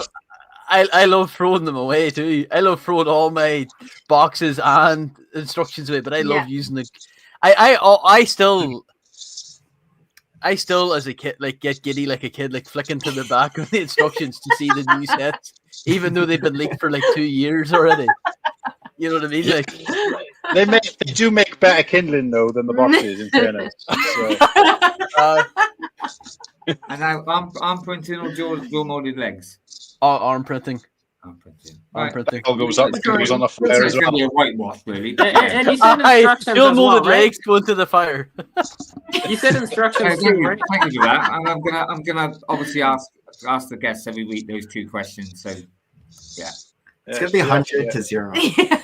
Probably. How about you, Whittakee? Did you give? Yeah. your How answer? about you? That's a great question, Oaktown. I'll do mine at the end. Yeah. No. Oh come on! You have to do it now. He'll go with the majority. Well, it's just gonna be different. Okay, I mean, obviously, I do keep the boxes because it's for my kids. When don't mean to be morbid, but so they can. You're not leaving them to me and Slurpy. You are not his beneficiaries. We should be in the will. They don't even know what Lego is. I love you guys, but we spend more time with you than your kids do. I love you. Well, actually, you got a point there. No, I love you guys, but my kids are. Yeah, sorry, they come first. I'm sorry. But yeah, no, I can't either. So I mean, these 2 know that I'm terrible on with modern technology anyway. And also I get a headache if I keep looking at the screen too much. So yeah, paper instructions always. It's part of the experience, isn't it? I love especially with some of the sets I'm buying now where you've got like the little store, they're telling you things and showing you clips, showing you the clips of film, and just telling you about the how to pick it up. No, not that, but how to open the box. yeah. No, but for example, the 8080 in it, and they're telling you, the designer, and they're telling you, it's nice to read up about things and stuff. So I like that. No, we can't all afford UCS, so we don't know. But then obviously, well, even the smaller 18 sets, they're doing it, aren't they? Inside, there's like a couple of pages of magazine at the front. Yeah. But then, obviously, I do like dual molded legs, but at the end of the day, you can also have printing on them, so that's fine. Where arms can be a bit plain if they haven't got them. I don't think every figure needs them, but yeah, if I had to choose between, it would be arm printed. So there you go. That's mine. 100%. Yeah, I mean that's what I was thinking the other day about what I would do. So I thought, well, I'm going to ask people. Whittakee's what? Whittakee's what? Whittakee's what? That's what Whittakee's what? Exactly. Whittakee's what? I'm going to clip that. I'm going to clip that. Whittakee's what? And then that could be the yeah, and then after 4 weeks, whatever, I could come up with 2 other questions. Yeah. So thank you, Maria. Cool. That's nice. There is 2 more things we've got to ask, and then we've got to close it. And that is, I mean, obviously, you guys are all welcome to come across. We do spend so much time in the green room afterwards, and sometimes I think to myself, this could have been a stream, and it probably would have been more entertaining. So that's one of the reasons we're doing it. So if you guys want to pop across the link is in the chat, and we'll welcome you there. But if you guys got to get on, that's fine. But before you go, two things I gotta ask. Firstly, Crocs or no Crocs? Oh yeah, I just bought my Crocs. No Crocs for me. I just recently bought Crocs with even those giblets. I know they're not called giblets; they're called gibbets. Gibbets. Jizzbits. We call them No, is it giblets? Yeah, that's what they're actually called. No, that's what we they're call called gibbets them. or something. Don't say that at work. Jizzbits. I know. I feel like I'm making in trouble. No, it was a slip of a But tongue. we got that's cute it. Alice in Wonderland's ones, and so those are really cute. Yeah. Okay, I Isn't wasn't it really into giblets? Crocs. Isn't it giblets? Gibbets, no, No, that's gibbets. inside of a chicken. Giblets. Yeah, that's a chicken. I want Or to is say it giblets giblets? too. Yes, no, they had like a Croc sales and Oh, the wow. summer. So my boys, they got like a bunch of pairs, and then our youngest always loves Star Wars, and so I found him some Star Wars gibbets. I want to say giblets. I can't say the other word. So I am pro Crocs, and I actually don't do the traditional turtle looking Crocs. Most of my Crocs are like the ballerina types, but these ones are actually ones that are just like a sandal with a strap on the front, but enough of a hole to put the gibbets on. So I'm actually, other than my kids, when they outgrow their Crocs, because my feet are so tiny like a kid's, I get to inherit their old Crocs. So. I never thought. Like Hayden is 11 and his feet are bigger than mine. And so I'm just like, I can't wait to inherit your Star Wars Crocs. I can't wait. Oh my god! You're Yeah, pro.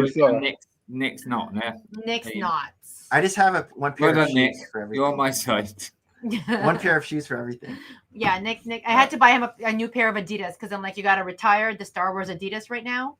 We need to make sure that BrickAdjuster has some great kicks walking around in brick slopes. Yeah. So last question, and I love this is we need to find something like this. This is catchy, and hopefully you guys did make this up. This is catchy and just cool and an abbreviation for something. But what is your softie? Okay. What do you mean by softie? Of all time? If you don't know what a softie is, you haven't watched the show, and you. Is it like a plushie? Is it like a plushie? I mean, I have my plushie collection soon. No, set of the year is our softie. Set of the year. Which they do in every episode. I'm just saying. Just saying. So if you want to be invited on the show, 2025. watch the show. There's been a lot. I have watched it. Gosh. There's been a lot. And are more things coming out? And just for the year, right? Because it has for the 2025. I'm trying to think now. It is. Yeah, you guys put me on the spot, and I seen you put Slurpy on the spot with it as well. So I wanted to put you on a spot. We're not going to steal it as a segment, regular segment, just because you're here. I feel like there's a few things that I was excited about, strangely. That you now like? I can't think. I did like the Diagon Alley. Oh, the micro one.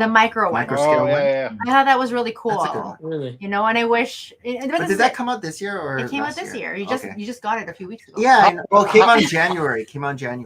How about the book nooks? Because I thought you'd being a book fan. I thought you maybe get the book. Have you got the book nooks?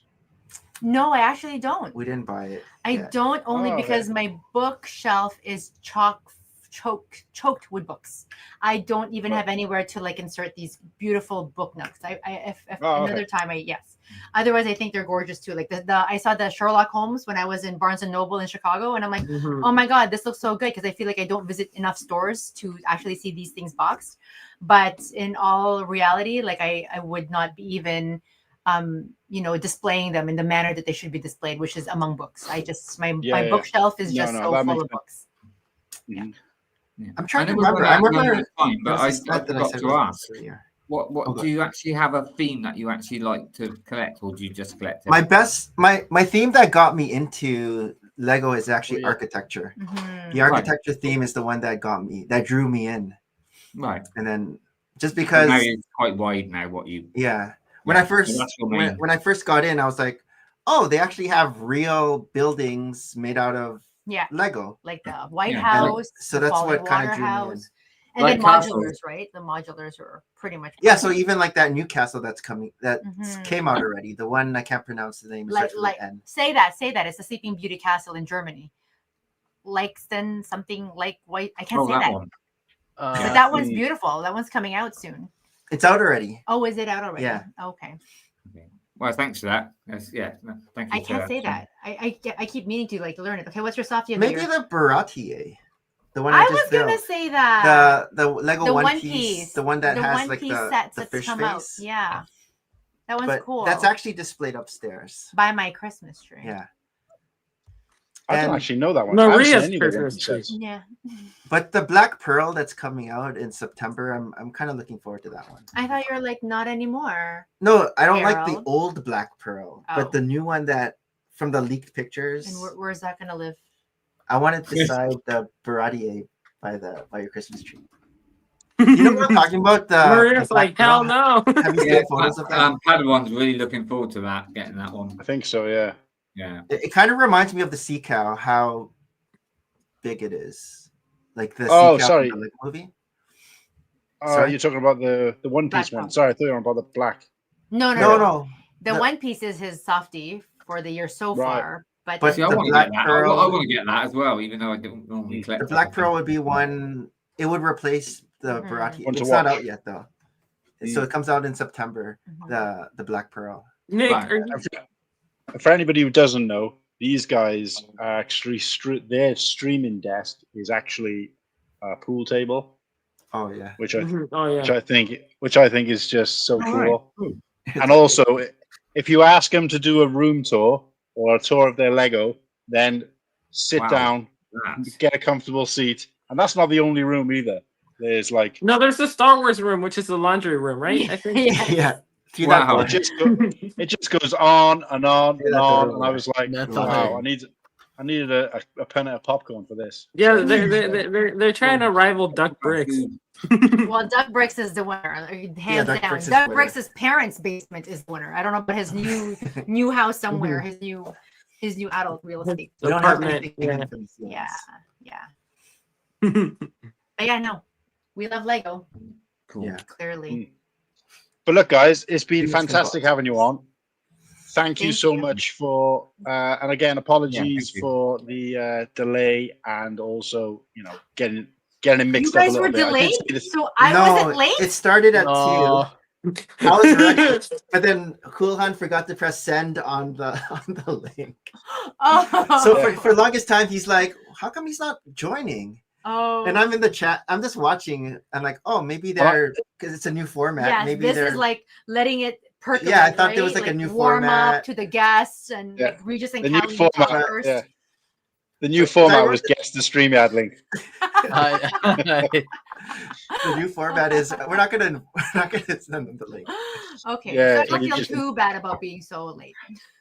No, but look, I appreciate you guys. A Sunday family people, coolest couple in Lego. It was great to have you on. Thank Hopefully you so we get much. you guys on again. And like I said, if we got this Cold Fusion stream Tuesday, if you're around or anytime, pop in. What I usually say is if you want to pop in the chat, great. If you want to pop on and say hello and stay for a bit and chat, then just let me know and I'll send the link out. But other than that, guys, fantastic having you. Thanks for, Thank you so for being much. part of the show. Thank We you. love Appreciate it. you. Yeah. And again, you're more than welcome to jump across. We're literally going to leave this stream and jump into the Black Ice stream, and Okay, we're just okay. going to hang out there, and that'll be a free for all. Thank whatever. you. A little bit more. Whoa, relaxed. are we? Is that when No More Bricks' money comes up? That's when the guns Nick's come taking out. it off. That's when the guns come out. So- Everyone join.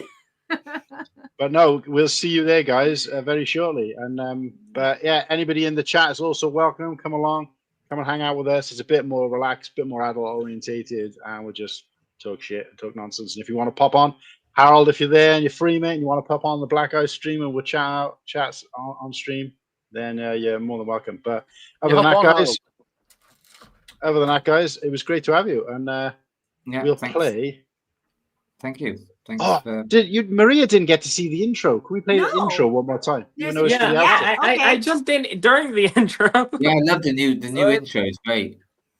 We'll play the Well, intro. I'm- outro. Okay. Yeah, I'm working on an outro, but Oh, Right, is it like this is Slurpy's the- animation? Mhm. it's like a digital one I did. Oh, very cool. I'll play it now. Okay, play. It's a lot to do. Good night, everyone in the chat. Thanks for watching.